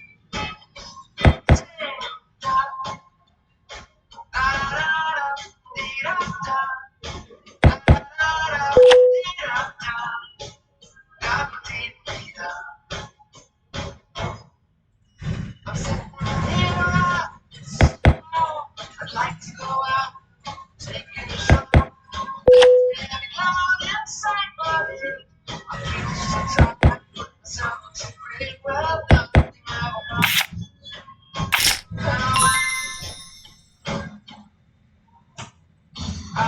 isolation is not good for me. Isolation, I don't want to sit on the lemon tree, sit around in the desert of joy. Maybe anyhow I'll get another toy and everything will happen. And you will know. I wonder how, I wonder why. Yesterday you talked about the blue sky and all that I can see. It's just another lemon tree. I'm turning my head up and down, turning around. All that I can see is just a yellow lemon tree. And I wonder how, I wonder why. About the blue sky and all that I can see, and all that I can see, and all that I can see is just a yellow.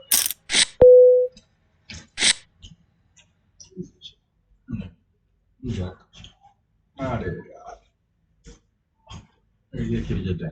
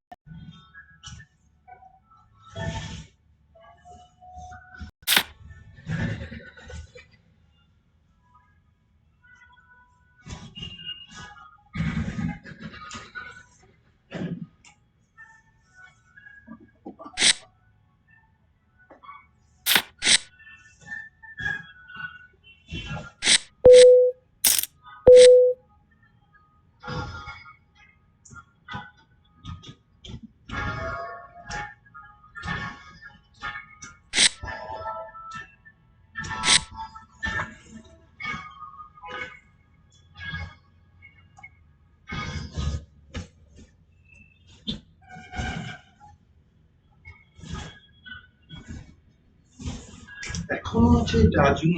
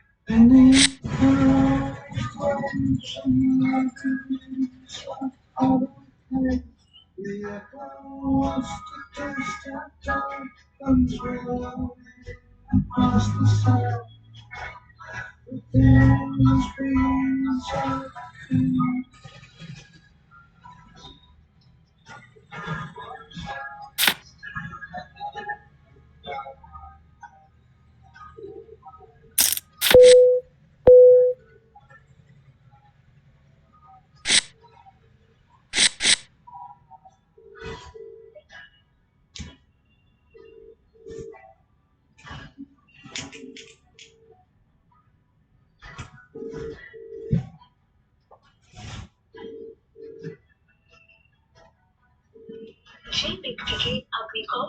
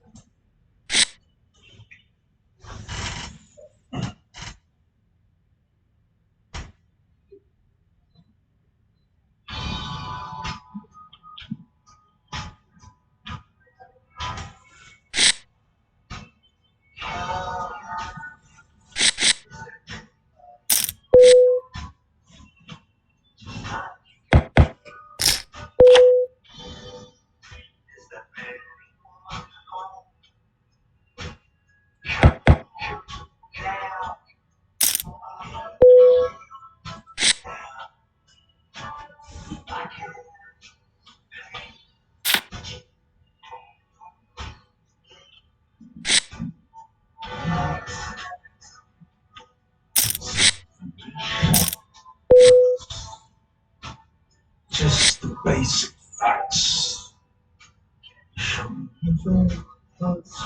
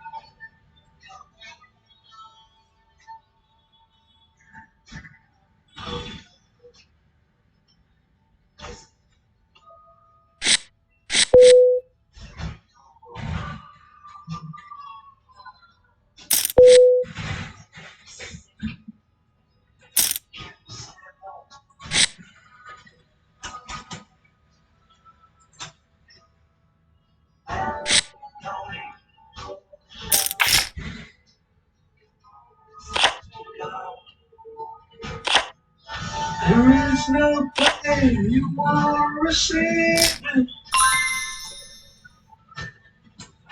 A distant ship smoke on the horizon. You're only coming through in white. Your lips move, and I can't hear what you say.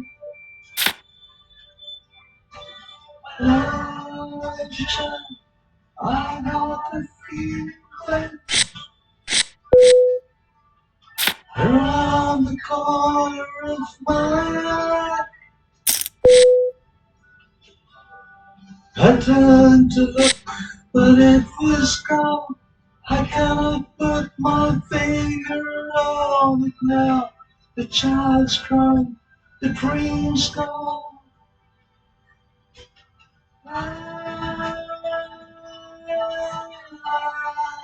have become comfortably numb.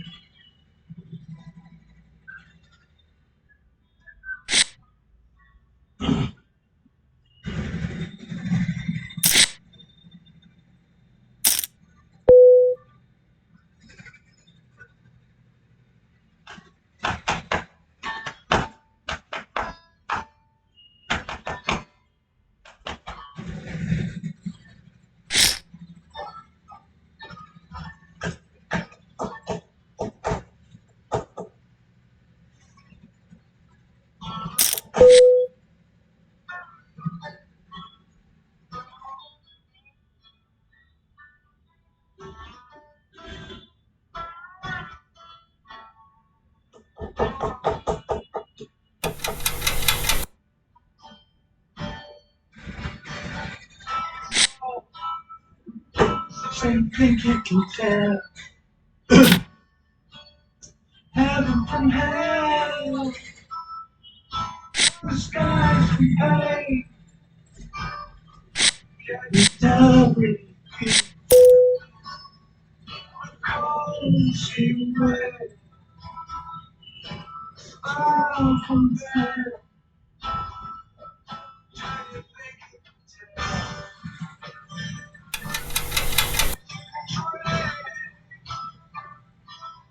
Heroes for ghosts, ashes for trees, fire for the cold breeze, cold from the chain. Did you exchange? Walk on board in the wall, Heathrow, hey.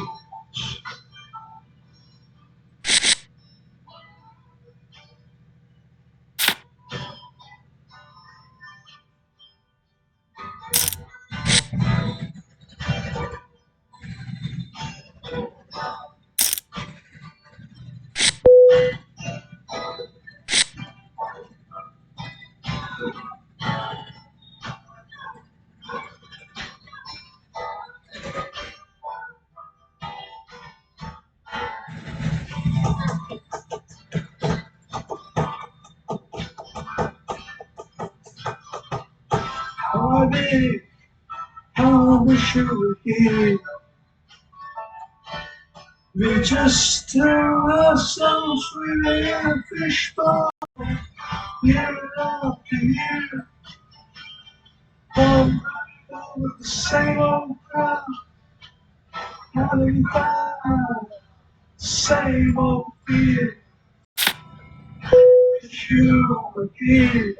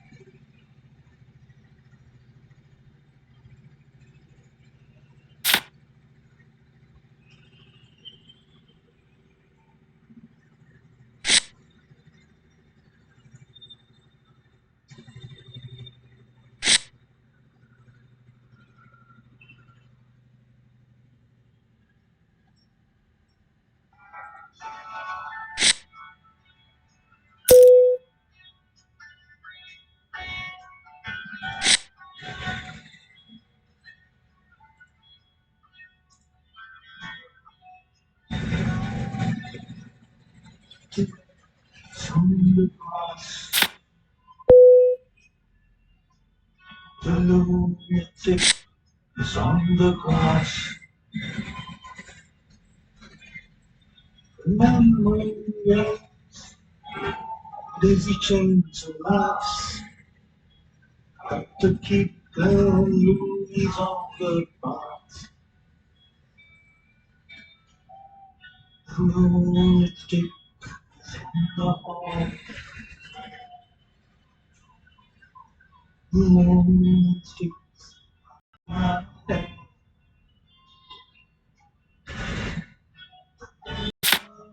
Step over faces to the floor.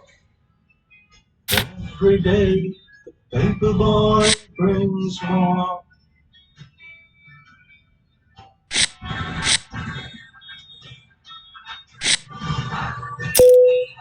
It's open that he used to sue. There is no room upon the hill. And if your head explodes, and blows too. I'll see you on the dark side of the moon.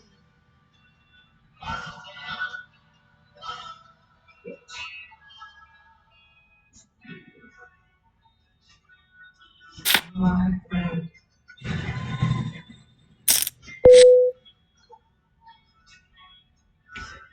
And raise the bed and make the change. Rearrange me till I'm sane. Lock the door, throw away the key.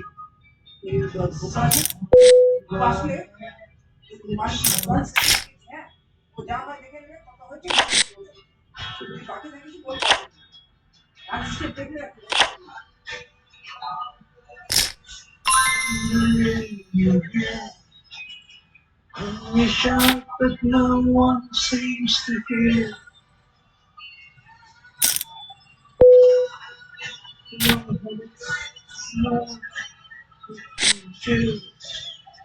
See you on the dark side of the moon.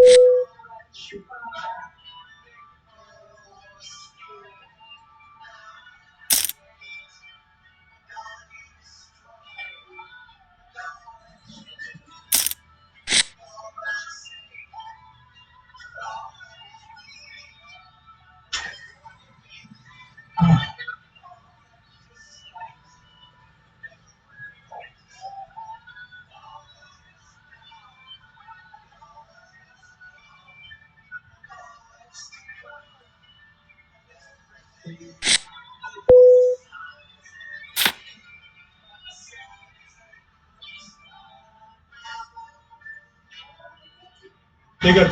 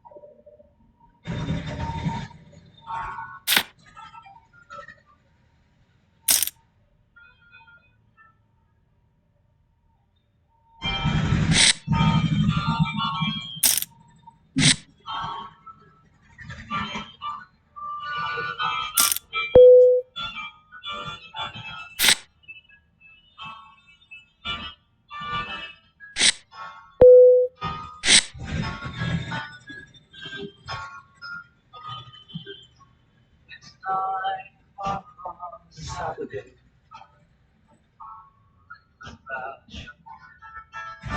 There's an old man next to me. It's funny.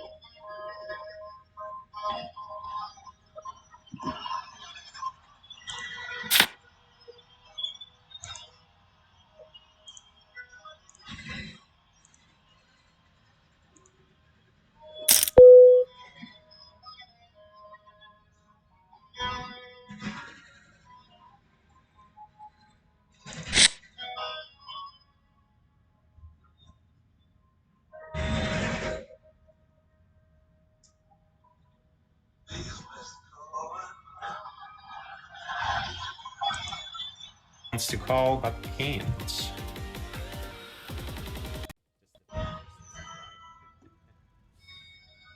We're just gonna peel one. Improve our equity a bit. The turn is not the best card though, and I think against this stack size we're just mucking this.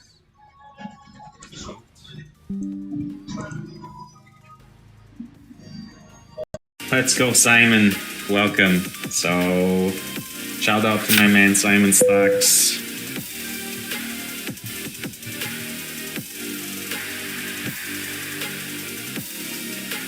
I don't know why this is not working anymore. Am I doing the wrong command?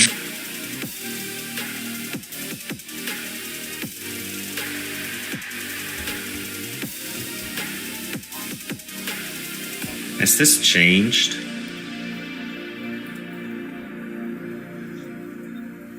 Ali, welcome to the stream. Thank you, buddy. Always nice when people watch while working. Happy you found your way from the YouTube shorts to the stream. Pretty nitty guy, but we're still 3-betting ace-5 suited. So make sure to follow my man Simon Stacks. I don't know why the command is not working. Is it this one? I don't know, guys. So let's 3-bet here. And gonna continue with the c-bet against the cold call. Pretty good board. We have some nice cards to barrel.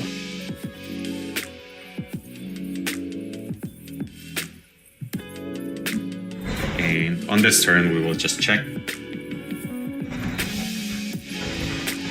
4-liner out there. Really not the best run out. And against the Nate, who will have like even pocket jacks here a lot, he will not 4-bet those.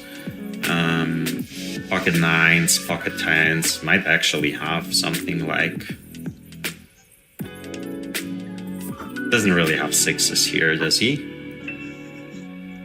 It's a really weird one. Well, we're gonna let this go.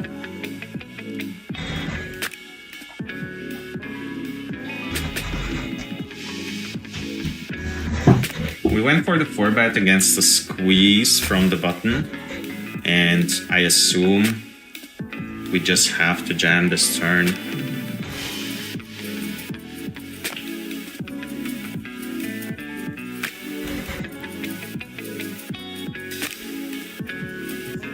Nice, pick it up.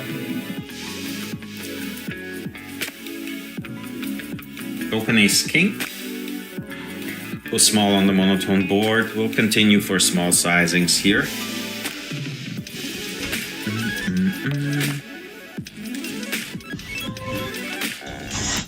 Hit the nuts. What do you have?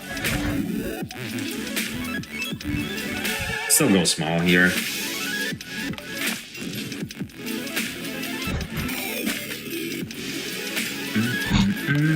Xander, welcome to the stream. You cannot play today. That's unfortunate. Russian Cash Fridays are so wild. You definitely want to be in the pool today. But yeah, good luck. Merry Christmas. See you in the next year then. Can someone tell me in the chat what the command for shoutouts is? I don't know why this didn't work for Simon, but make sure to check it out. And if you have not heard, we have started a podcast together, Punts and Pints. Check it out here. The first episode premiered yesterday, or for Simon this morning, since he is in Australia. I think I'm gonna check raise this board.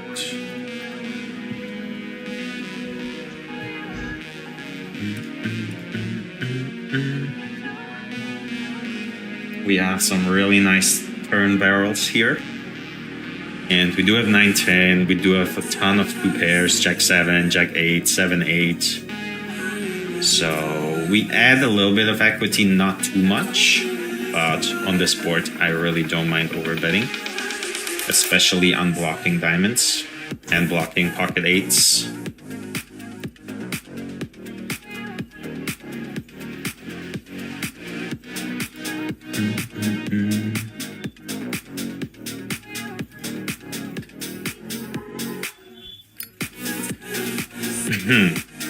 That's a really nice run out. Well, we're jamming this. What do you have? Like ace jack? Do you have kings? So he will have queens, kings, aces. He might act, I think he's shoving sets on the turn, the latest. So he will pull diamonds. Don't think he's gonna bluff those, but we just jam.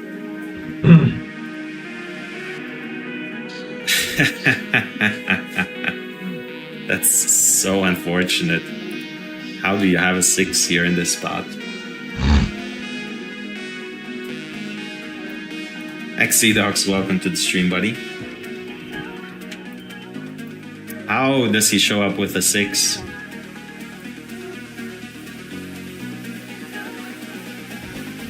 I think his call is a bit much, to be honest. Like, if he had the ace-6 of diamonds, I would understand, but queen-6 is not a call against the overbet on the turn. But I told you, Russian Cash Fridays are crazy. People are very loose, call a lot. So, it's gonna be Sweeney.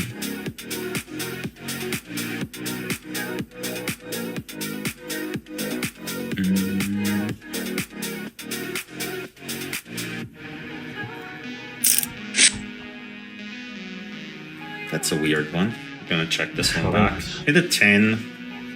Oh, we have to cry call on the 10. Why do you check? Simon, is purple your knit tag? Yes, it is. Yours is whale for purple. Snaps. We're good, nice. Got some value. Pocket 10's facing the smallish 3-bet. No idea what that is. But these positions are usually fairly tight, so I'm going to be doing a lot of calling, especially against smaller sizings. Let's go to a flop. Please. Any DS? Just going to call here. Any DS? Love to have a spade. Yes. This is not a card we hope to see.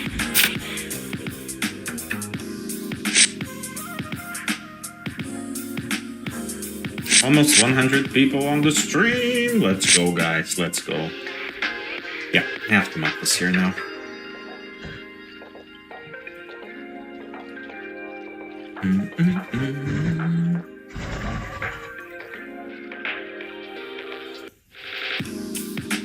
I'm gonna open wider with a nitty player in the big blind.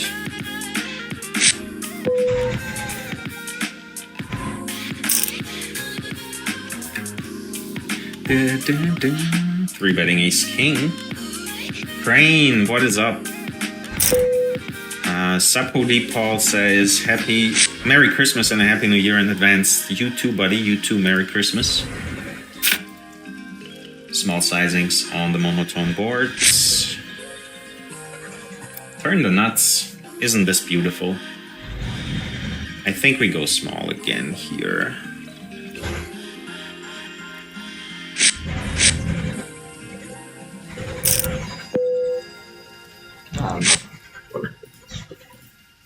Let's go. Interested that you have small sizes in position? Yep, I do. So, yeah. Definitely looking forward to Simon and I doing more streams together in the upcoming year. So keep your eyes peeled for that. Again, why is the shout out function not working? Like, it should be shout out, right? Doesn't work. Does it? Well, make sure to follow Simon. We're just gonna fold here. With Ben, Jack 10 clubs on the button.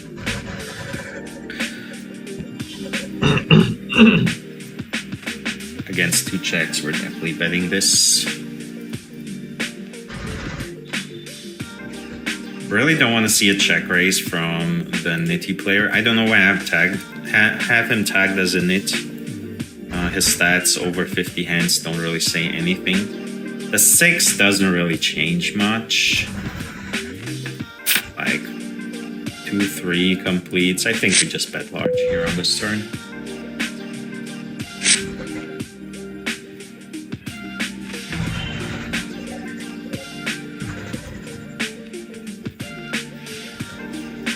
Here's bid, bro. Is do we still have value? no king 10 what about it? I think I have to go for it. I don't know. I have no reads on this guy, but he might call 8s, 9s.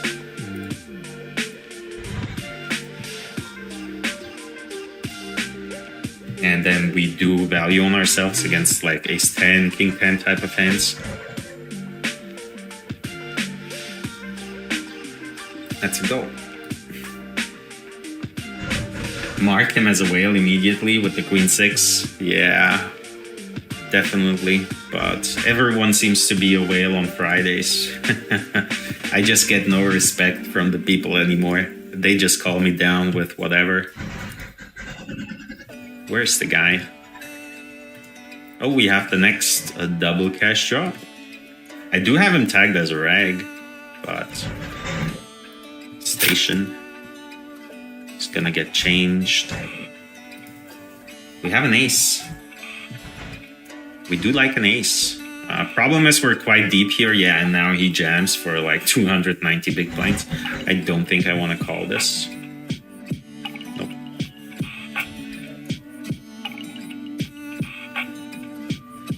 I folded an ace too, buddy. I folded an ace too. Picking up the 10s. Thank you. Brown Sky, appreciate the follow, buddy. Welcome to the stream. Free betting 10s on the button.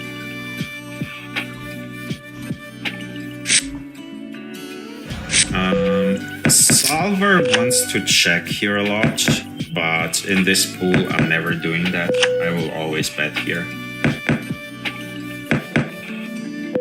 I ran these spots with like 10s specifically. There are a lot of checks the solver plays.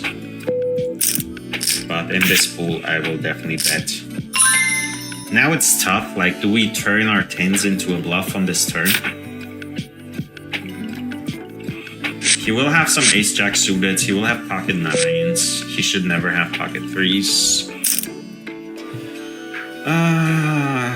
In theory, we don't want to turn 10s into a bluff as we do have showdown value. So let's check back.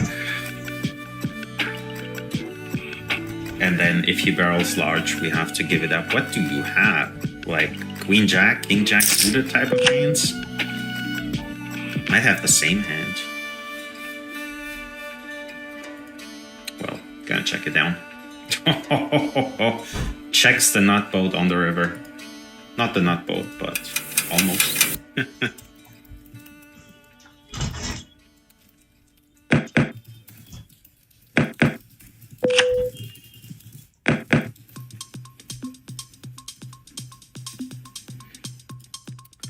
Tried to trap me. Tried to trap me. Didn't work. Imagine a 10 peeling on the river.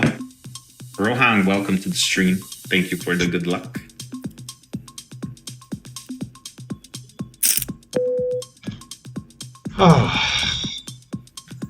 Three bet ace jack here. Might be a bit much. He's fairly nitty. But it is Friday after all.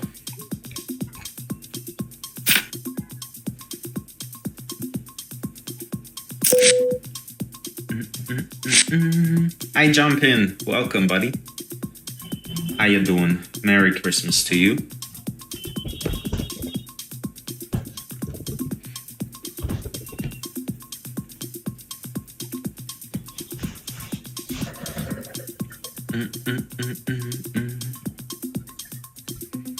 the Solver special. So if you were present yesterday on the premiere of the Punks and Pines podcast with Simon, we gave ourselves challenges to play a hand on stream and go for it all. And Simon's hand was ace-5 suited. It's not mine. I'm waiting for 9-5 suited because that's the hand we compared our beers to. We do a ton of checking on this board structure, and then if we bet for a larger sizing. But I think with a diamond, I would be more inclined to bet. Gonna check this back. I thought that was a 3. That would have been so sweet. And on this turn, I think we have to bet.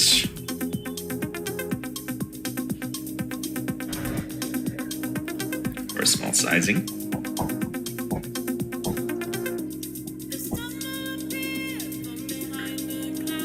It's fairly nitty. This is really not the best card to bluff. Oh my god. It's gonna be a bit dumb if he called something like ace-jack, ace-queen, but... yeah, I'm not bluffing this river. Yeah, ace-queen. Tough. Tough, tough, tough. Nice answer. So cold, so cold. Dun, dun, dun, dun.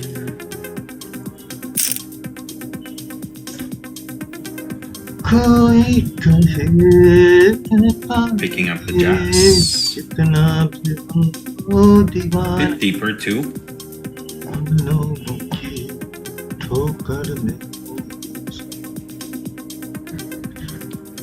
Slides up here. So against aggressive opponents, button versus big blind, we're supposed to jam jacks against the 4-bet, but it is the end of 25 pool, but it is Friday, so don't know. This deep, we're not jamming, obviously. And Solver wants to check a lot, but I'm gonna bet. Barbaric Chutia.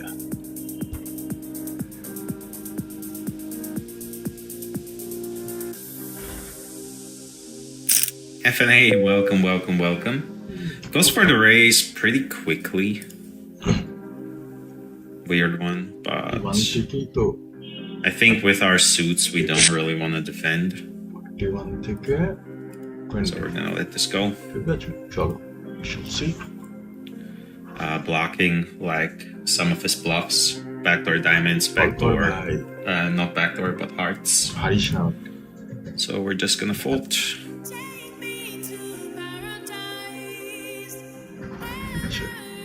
Come on, King, Jack, 10, bas.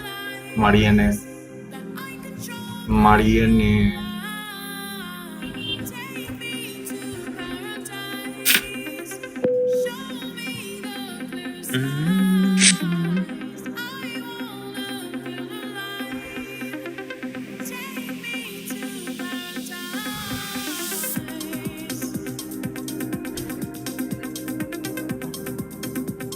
I still haven't figured out why the shoutout function doesn't work. Manu Arenas, welcome. How you doing? Hello, sir. So formal. So formal. Pick up ducks. In the big blind, get a nice walk. I do not mind. Pocket 8s. Small blind versus big blind. Pick up the blinds. Ace 9.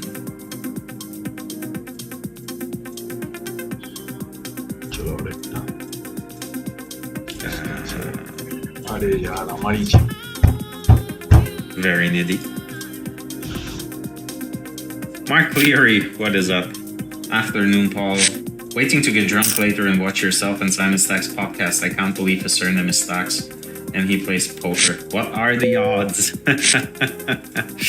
What are the odds? Yeah, hope you enjoy it. As always, As I mentioned yesterday during the premiere, feel free to give us feedback in the comments. This is all very new to us, but we are excited to make this a regular thing. So I hope you enjoyed. We certainly did recording it. Maybe I should have opened a beer for the final stream of the year. I might actually do that. Maybe... Yeah, I'm gonna take a break after like an hour or so. Then I'm gonna open a beer. Why not? It's Friday. It's Friday. Interesting board.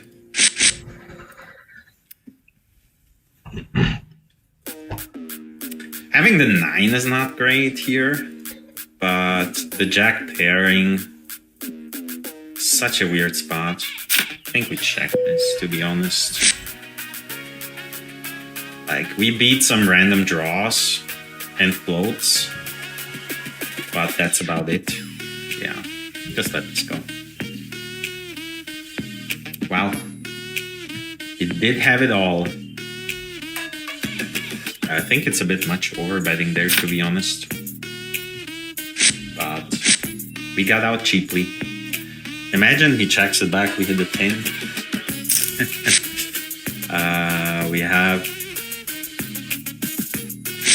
someone who watches the stream, I assume, or the videos.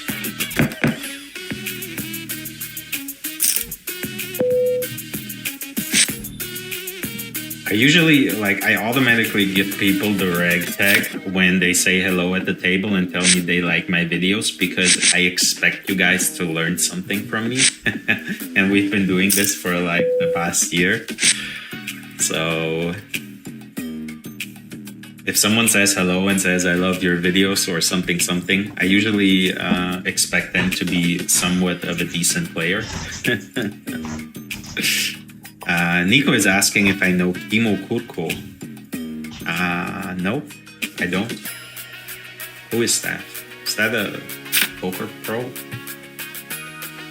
Is that someone who looks like me? Did he jam 14 big blinds? Yeah, let's gamble. Ace.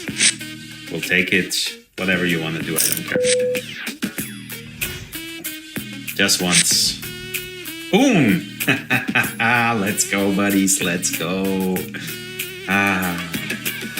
We love it. We love it. 9. Bam! Drill it on the turn. Just throwing dead. I do love stacking the short stacks. You know it. Tim the Boss, appreciate the follow. What is up? What is up? What is up? Hope you're having a good day so far. Welcome to the show.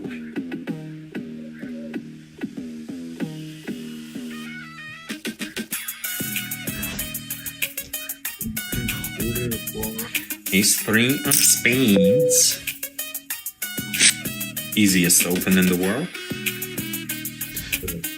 We do have a 3-bet going on.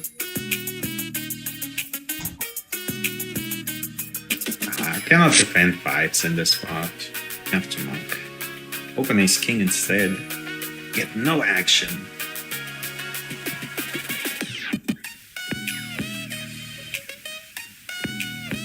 We do want to get the splash pots today, guys. We do want to get some big splash pots. Because there is a separate leaderboard. I mention this every Friday for us streamers. So the money we win in the leaderboards is based on how big the cash drop splash pots are, and the money we win in those leaderboards is not for us, but it is for you, for the viewers. So every single dollar I make in the leaderboard today, I will give away in tickets, or I think not in tickets, but like in cash dollars to you guys on the next stream.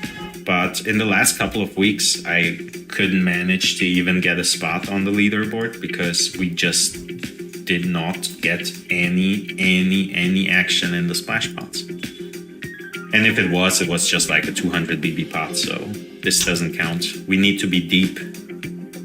Oh my god. Here's a streamer. 22-14. Yeah, we're gonna go for the cold 4 here.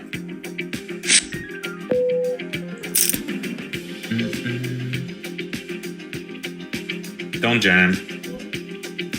We just don't want Atulor to jam. Why is he playing short? I thought he was a streamer. This I really did not want, but we do get such a decent price here. Like 2-1. Is he doing that with jacks or tens? Then we have to call.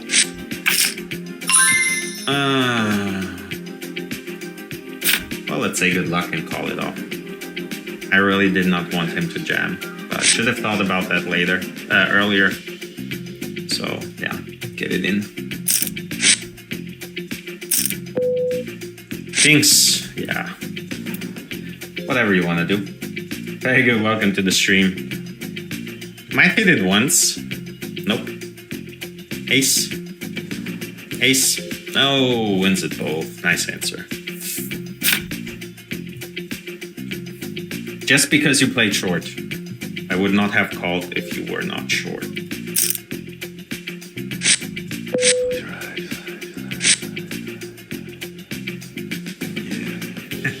Kids usually love Christmas more than the adults, right, Mark? So at least you have the bottle of wine. People on YouTube are asking me, why don't you try to play NL 100? Give me time. Give me time. I definitely want to start playing NL 100 next year. It's 3-bet queens.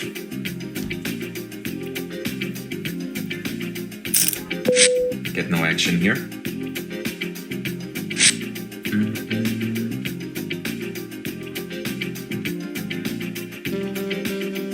I have to build a sample on NL50 first. We can call, we can 4-bet here. Go for the 4-bet this time. Let's see if our timing is off.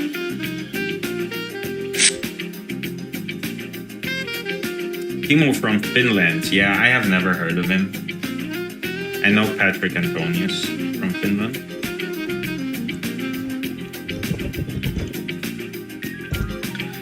Calls, and we do flop of the ace. This is such a grim spot. Because he's gonna have 9s and 10s too. Still have to bet this here.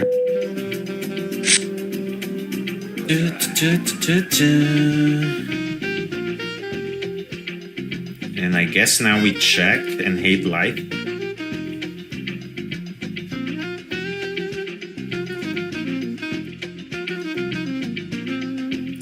It's Spooky. What is up, buddy? Good sizing. I do like the sizing. For this bet alone, you'll get the rec tag. It's a really good sizing. We still have to call here. I don't know if these guys are capable of pulling through with bluffs, but in the 4-bet pot, top pair, don't think we ever want to fold. Queen Jack completes. Quite unlikely for him to have it though. Again, he still has like better aces and 9s and 10s. I wonder what his bluffs are. Like, is he turning jacks or something into a bluff here? I'm not sure. I'm not sure. King Queen of diamonds. Tank check. Jams it in.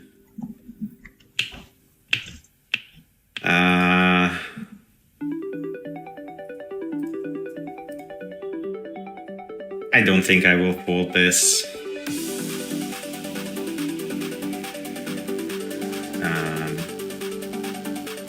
Nice hand. Pocket 9s. Nice hand. Nice hand. Just drills the set.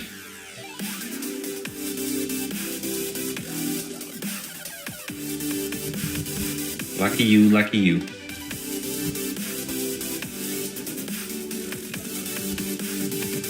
Really good turn sizing.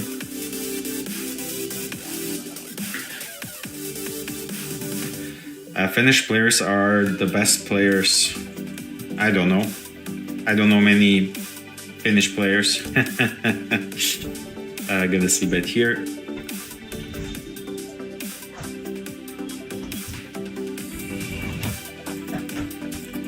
Lande, cheers from Brazil.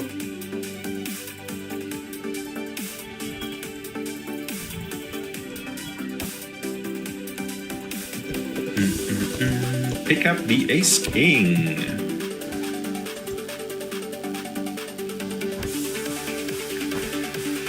Uh, 29-14. We only have 15 hands, so we can call, we can 4-bet. In this pool, this sizing is like massive, massive. It was only 100 DB deep, right? I'm gonna just call against this sizing. Brick, he pots it? Alright. Against the pot, we fold.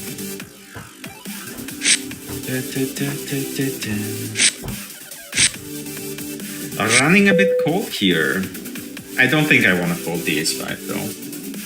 You're the biggest child in my family, Mark Cleary says. I'm the biggest child in my family. I hate when people say, why don't you play NL 100? I was watching you play NL 25 before I'm stuck at NL 5. Yeah, I started like basically this time last year on NL 10. Or was I already playing NL 25 in December? I don't know. But yeah.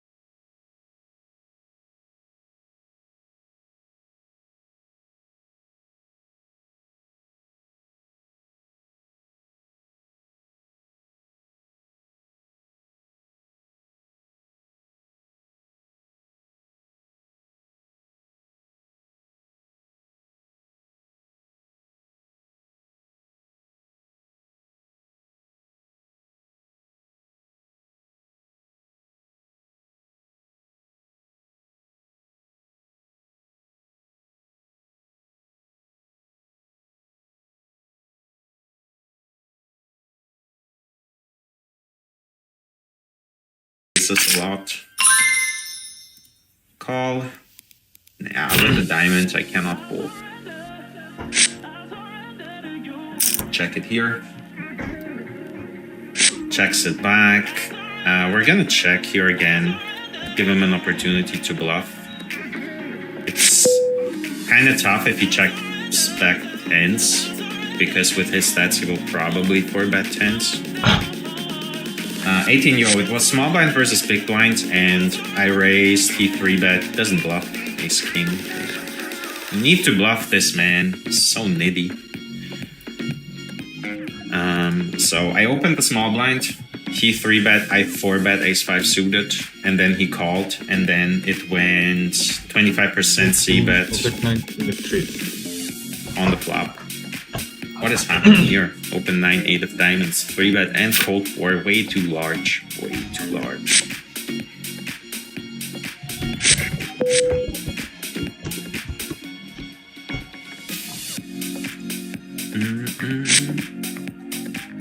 Victor Blom is Finnish. I think he's from Sweden. I think Victor Blom, like, what was his screen name? I forget. But yeah, I think he's from Sweden, not Finland. Ilari Sahamias was from Finland. He was like one of those super aggressive guys online. But I think at some point he went broke and lost like a couple of millions back on Full Tilt. Insane times.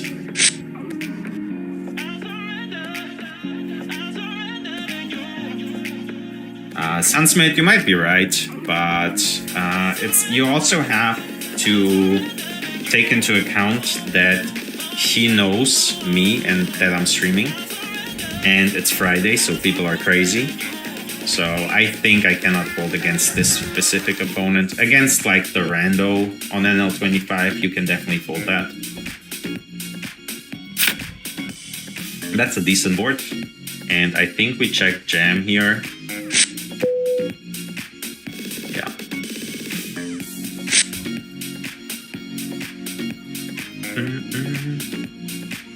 Pretty small sizing. Just gonna bump it up.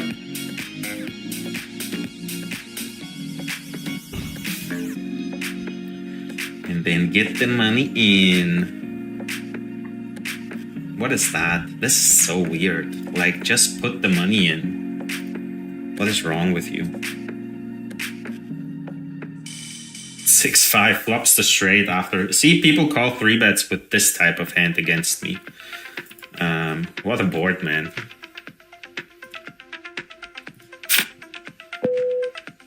Let's hit it one time. Club? Nope. Nice hand, sir. Genius.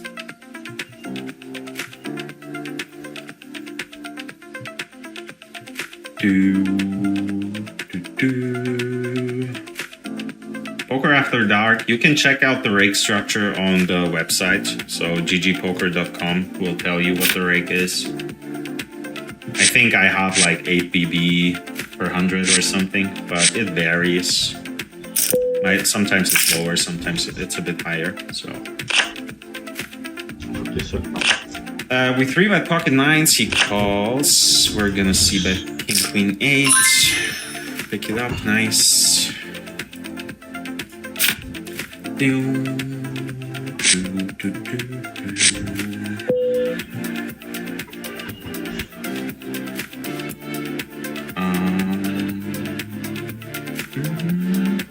141 people on the stream. That's nice, isn't it? Why do you limp?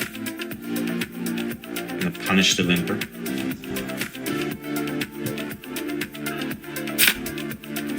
Ace high board. Ooh. Definitely barreling this turn. How do we not get there? Like, he probably limped ace deuce. Have to give this up now. Sevens. Jesus Christ, man. This is Friday for you.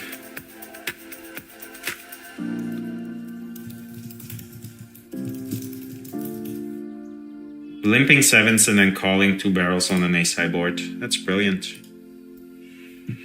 What a desperate. Pick up the ace king. Ooh, aces. Please give us some action. Dios is super deep already. He's probably been grinding for like 20 hours already. You know what time it is? My favorite hand. Why do you open 11.6 big blinds? This is insane. Just gonna call here.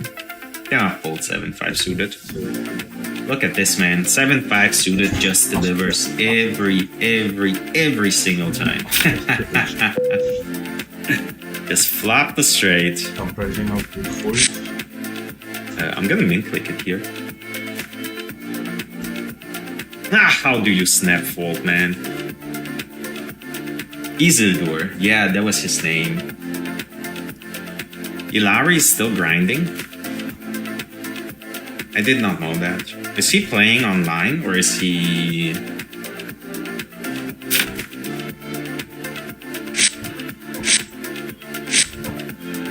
I haven't seen like anything or heard anything. I don't really follow much. Like I do watch high stakes poker. The new season was really good, but it seems like the old end bosses are not really playing in the televised cash games anymore. Too many drinking problems.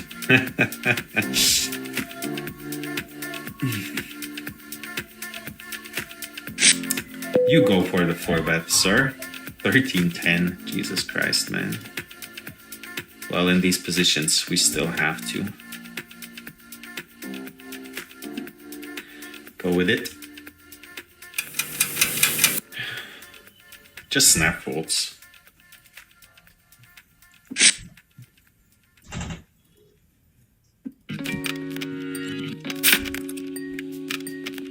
Ace Jack of Spades.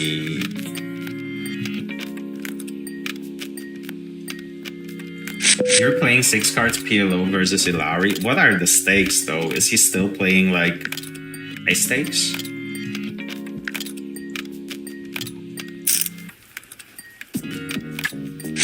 So Opicus says here he's playing Ilari 6 cards PLO. I have no idea what that is, but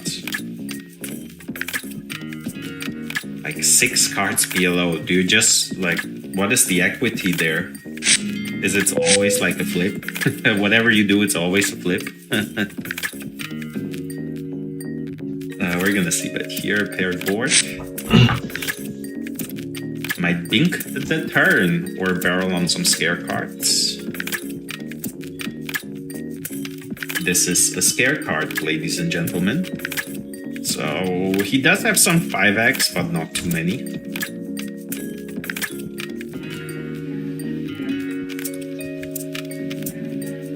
Big bet here. Nice. Pick it up. Punish him. Punish him.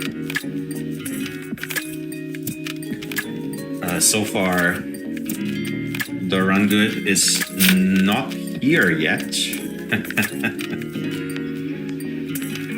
No.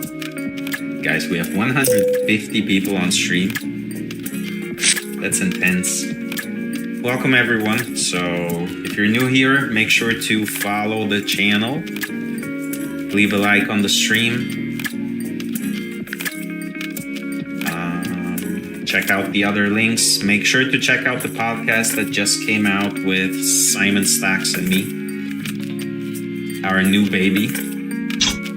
Just focus.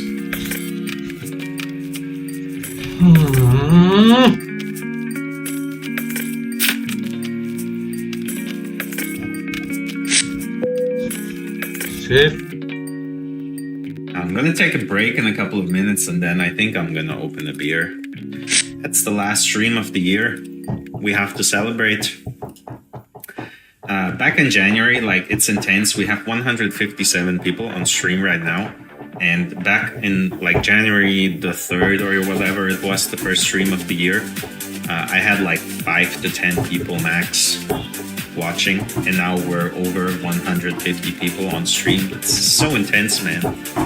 It's crazy. Thank you guys so much. Really appreciate it. It means that this is somewhat interesting. Or educational. I want it to be both. I want it to be educational and interesting. So entertaining, not interesting maybe, but entertaining and educational should be both. Queen 10 on the button. Monotone. Go small.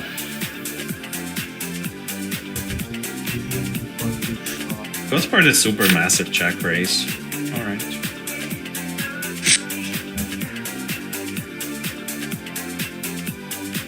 Not a line I would have picked for this sizing, but be my guest.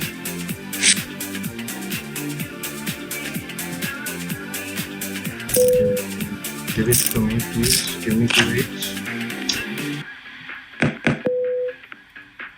So here's a new streamer I don't know.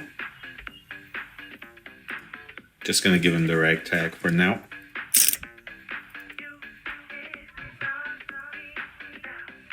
He's playing it. He's cooking this. Bink the straight. Size up a little here. Please check raise, buddy.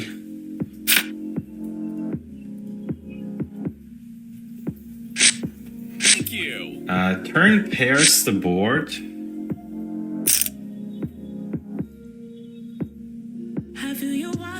The thing is, I don't really see him having, like, maybe King 9, King 9, Jack 9. Guess we still barrel here. Snap folds.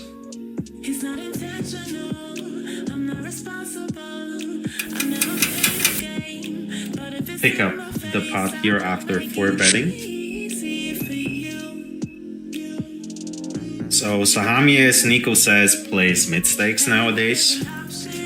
What is mid stakes? Like mid stakes is everything from NL 100 to NL 1K. Is NL 1000 still mid stakes, or is it high stakes? I don't know.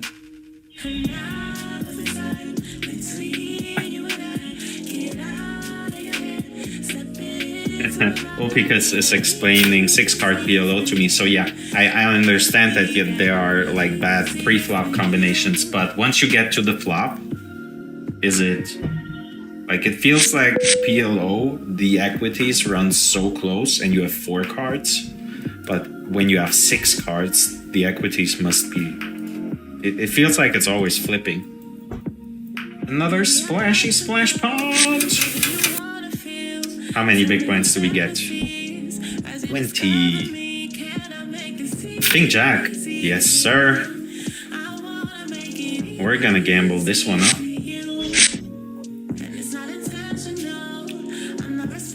Just jam. Good luck.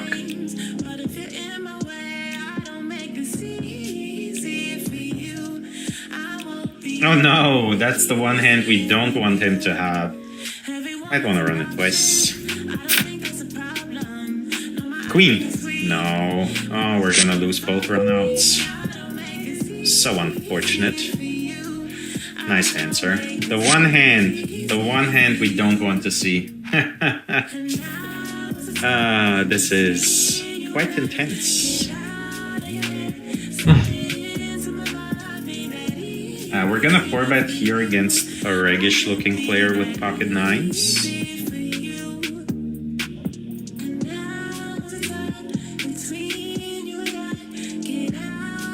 Calls, King Jack 6, we're gonna go for the 25%. Yeah, you cannot spam caps in the YouTube chat.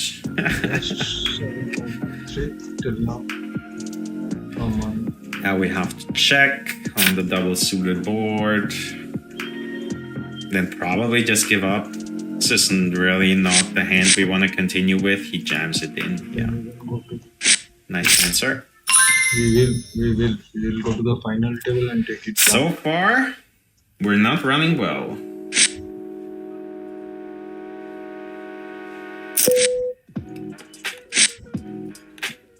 Just, what was the one we ran?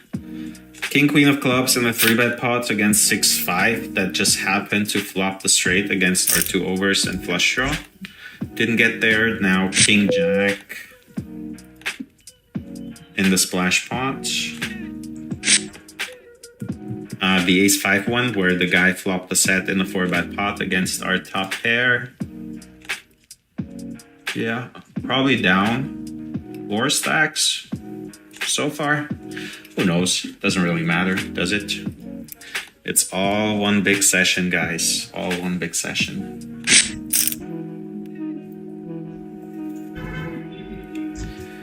Dun, dun, dun, dun.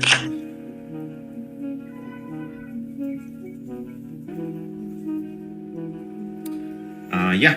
So, gonna take a short break here Come on. on the next blind. Come. And then I'll be back with more and the beer for myself. Another splash pot. Let's go, buddies. They really want us to splash today. Come on. Ace 8. Come on. Yeah, let's jam. Let's do it. Do it. Do it. Do it. Do it. 19 BB guy calls. 10-4. Nice. Whatever you want to do, sure. Hold the first. And we hold the second. Ship it, boys. I will take the added money. 9-5 suited. We finally have the hand for the podcast challenge. So let's go. From above, welcome.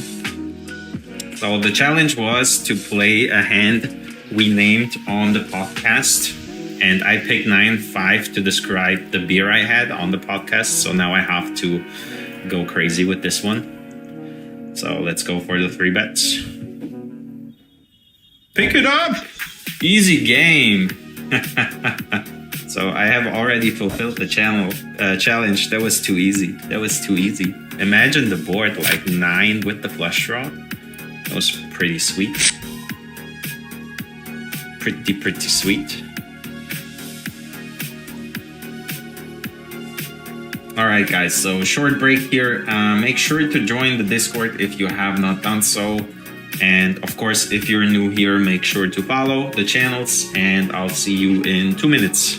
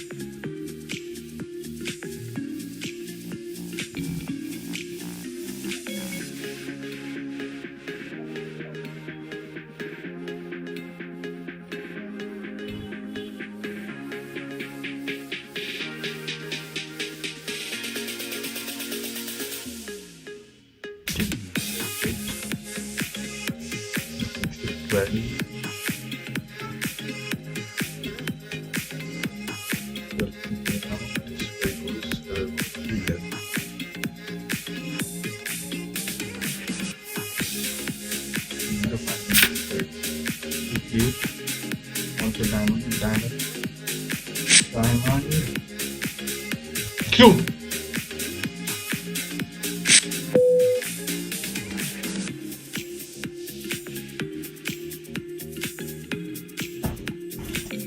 Mic on. Welcome back. So, cheers to you guys. Let's do some unsponsored promotion. Let's the camera pick this up. IPA from a Hamburg brewery. Let's hope it brings in the run good.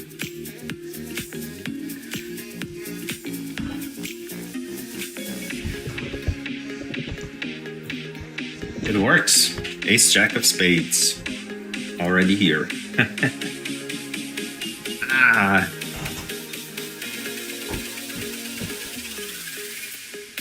Let's not be nits. This would usually be a fold, but let's do it for the stream. And cold pour here. Might get jammed on. You pick it up.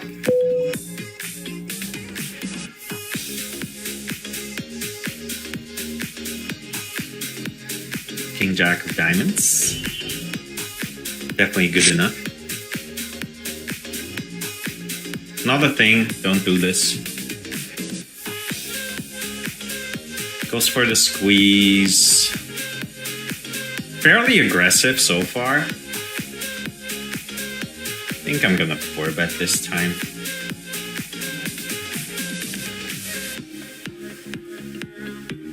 It is Friday after all.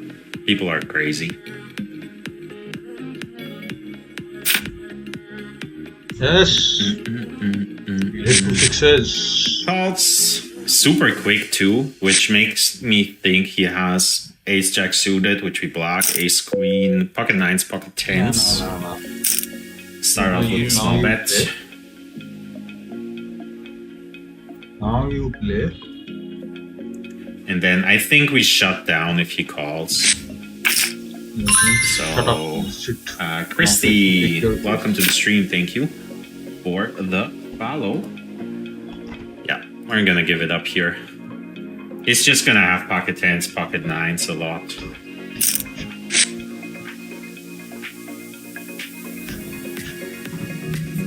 Doesn't get better. I'm not bluffing this.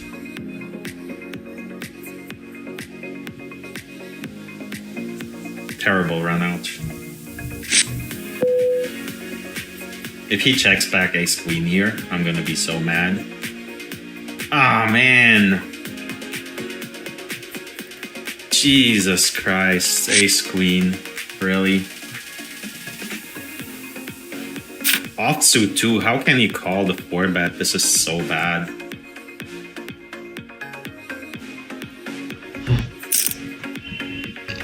So bad. So bad. Come on guys, let's do this.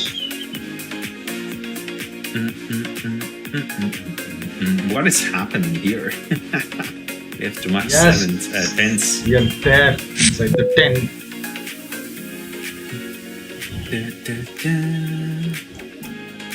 After a long time, we are there inside 10.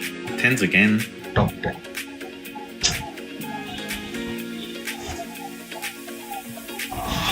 Just it will come 8. It's amazing, like, this guy just cold called a 3-bet with 10-6 offsuit and flopped the pair. I had to check fold the turn. So, this is really crazy, man.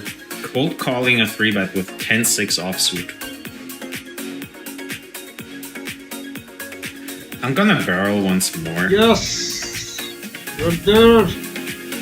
10 of 10! Having the 10 of diamonds is not great, but you pick it up.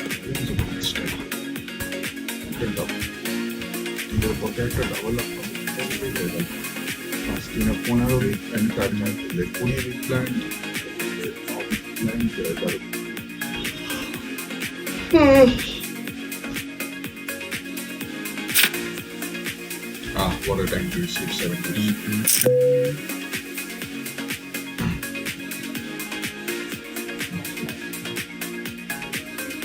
Just need to commit someone please break up the pieces, and shove, get this guy. Thanks. Queen. That's Yes. a really nice turn. Yes. Yes. Queen. 12,000. Just gonna check call and then check call again on the river mostly. 30, Small blind versus big blind. 340. Yes, man. We have done That's it. a really interesting one. Audie say, are you from Hamburg? Yes, I am. He gives it up now. What is happening? How does he check back the boat? So bad. So bad. People, like, they don't know what they're doing most of the time.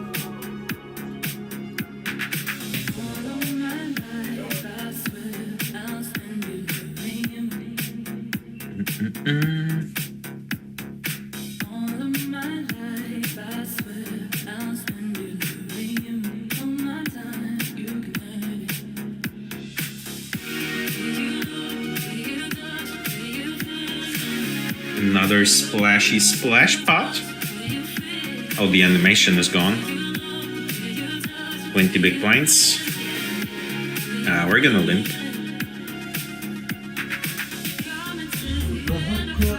From above says he hit the bad beat jackpot yesterday.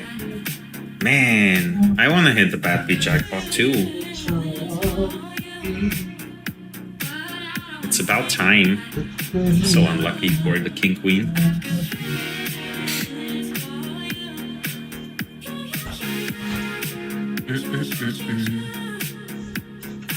We 3-bet king queen against the button open, big blind overcall, which is terrible, obviously. Gonna start out with the bet here.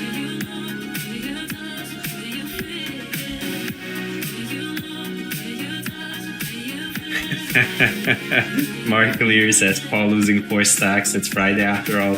Me playing 2NL and losing a buy into a better hand. Fucking piece of shit every fucking time. That's brilliant. Yeah, mind game, like the mindset is everything, right? We have to check this turn.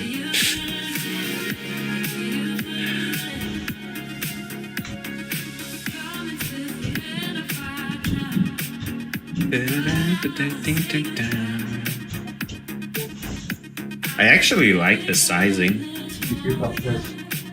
I did not expect from someone who plays this stats and cold calls 3 bets to find the right sizing on this turn.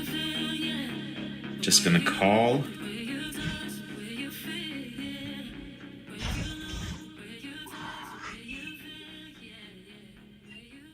It's not the best run out. Like, what is that? I have no idea. Like, his stats are super intense. Some flushes, like ace queen of hearts type of hands, ace jack of hearts, pocket jacks.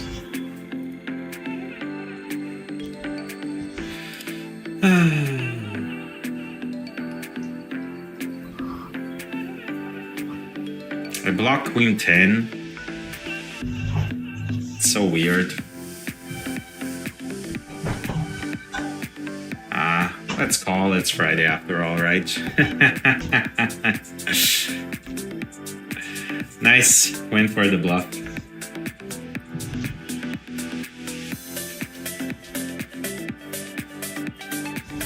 I tell you, people are crazy today.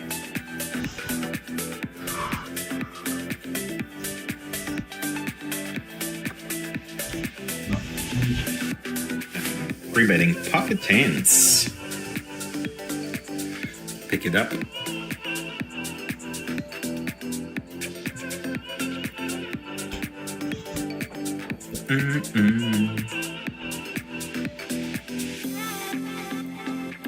He's a bit short and very tight, but we still have to 3-bet. Small blind versus big blind. And then probably hate life. Yep. Have to call, although it's gonna get dicey because he basically has a pot-sized bet left. But in position, ace-jack suited, small blind versus big blind. I don't think I can ever fold. Hello. Well, we're getting away here, obviously. Mister Sharma আপনি কেমন আছেন? আচ্ছা এই he's নাম্বারটা আমার probably store করে নেবেন yeah, please. just fold. ঠিক আছে Nice আপনি তো আমার answer. কাজ করবেন না। Pick তুমি up ওই সুপারস্টারকে queens. দেখে আমার No action with the queen so far. হ্যাঁ পাঠিয়ে দিয়েছো? ভেরি গুড, ঠিক আছে তাহলে আজকে একটু না আমায় মেইল করতে হবে না, ওইটা আজকে একটু পয়সা ঢোকাতে হবে। তোমার ওইটা অ্যাকাউন্টে পয়সা আছে? So yeah, this is a prime example of why Russian Cash Fridays are so swingy. So you really have to be prepared to make some light call downs. ঠিক আছে আমি And ট্রান্সফার করে দেবো, get তারপর তোমার stacks কাছে OTP in. যাবে না আর ওই নেট ব্যাংকিং। ঠিক আছে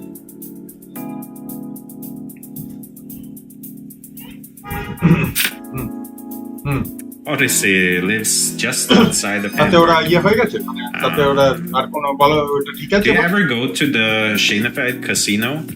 If you go, we might see each other. Feel free to say hello. I sometimes play there in the Wednesday cash games. Date of birth Just gonna fold. তাহলে কিসে দিয়েছিলে যেটাতে date of বার্থের ওইখানে ইয়ে এসেছিল?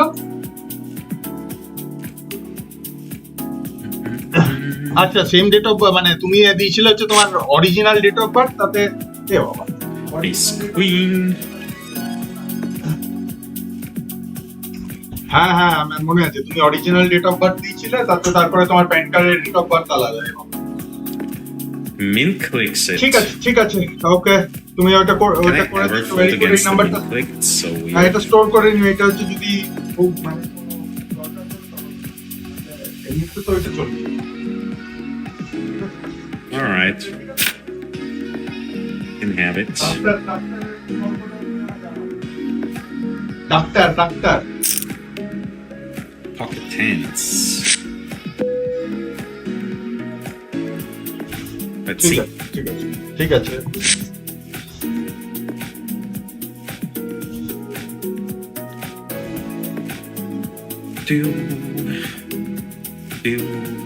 Picked up a pot. Here with the 10-9. Hitting the 10 on the river after calling on the turn with the open-ender. going in. Wish us luck.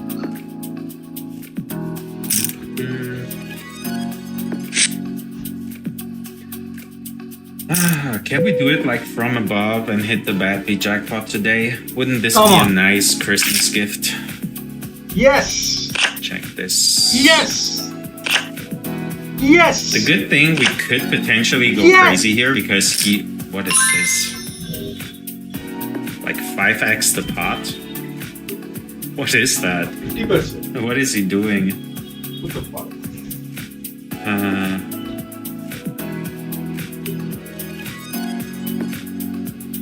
I was about to say, like, we could go crazy on this board structure because we have all the sets, which he never has, and we have ace king, which he never has.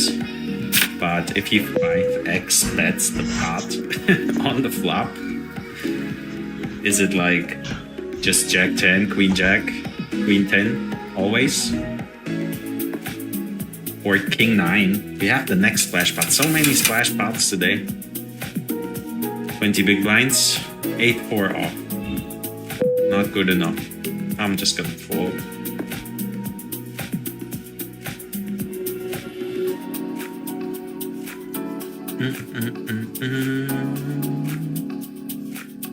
Now they're playing a small pot when I fold free. I am insulted. Would have flopped the gutter too. Adversario, so drinking India Pale Ale. Doesn't focus here on the camera. India Pale Ale from the Landgang Brauerei in Hamburg. Thought it was appropriate for the last stream of the year. And it's already 2 p.m. here. So, about time. He should have 4-bet with the ace 10. Yeah, he should have. Pocket queens. No, of course he should not have. Ace 10 is a pure fold in the big blind there against the 3-bet. You cannot cold 4-bet ace 10 off. But we can cold 4-bet pocket queens. Pretty small sizing here. We are a bit deeper. Let's see. Again, might run it into a better hand, but it is Friday. 17-14 is so dicey though. But I'm not 4-bet folding queens.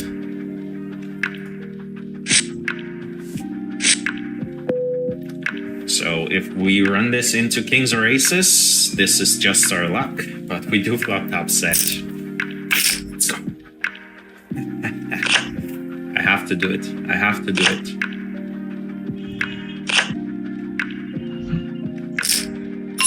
And then we're basically pure checking every single turn, I assume.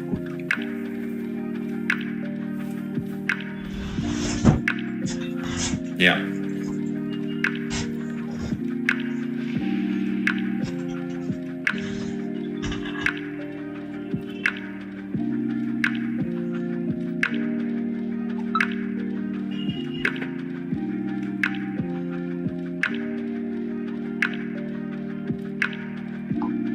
Checks it back. What do we do here? I guess we check again. It's dicey if he checks back jacks, but whatever.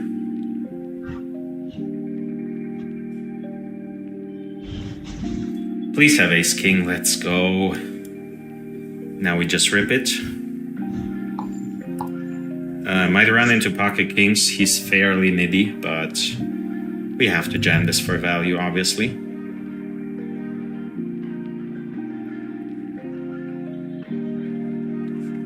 Let's see if the beer brought the run good.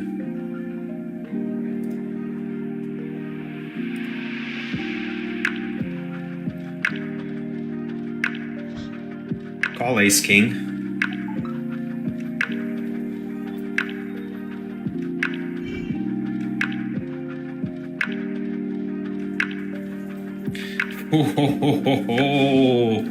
Let's go. What a pot, ladies and gentlemen. Super unlucky run out for him, man. King queen hits the queen, the case queen, and then the king. How did he not just snap? Like, he actually thought about it. You have top 2 in a 4-bet pot. What are you thinking about? So this was a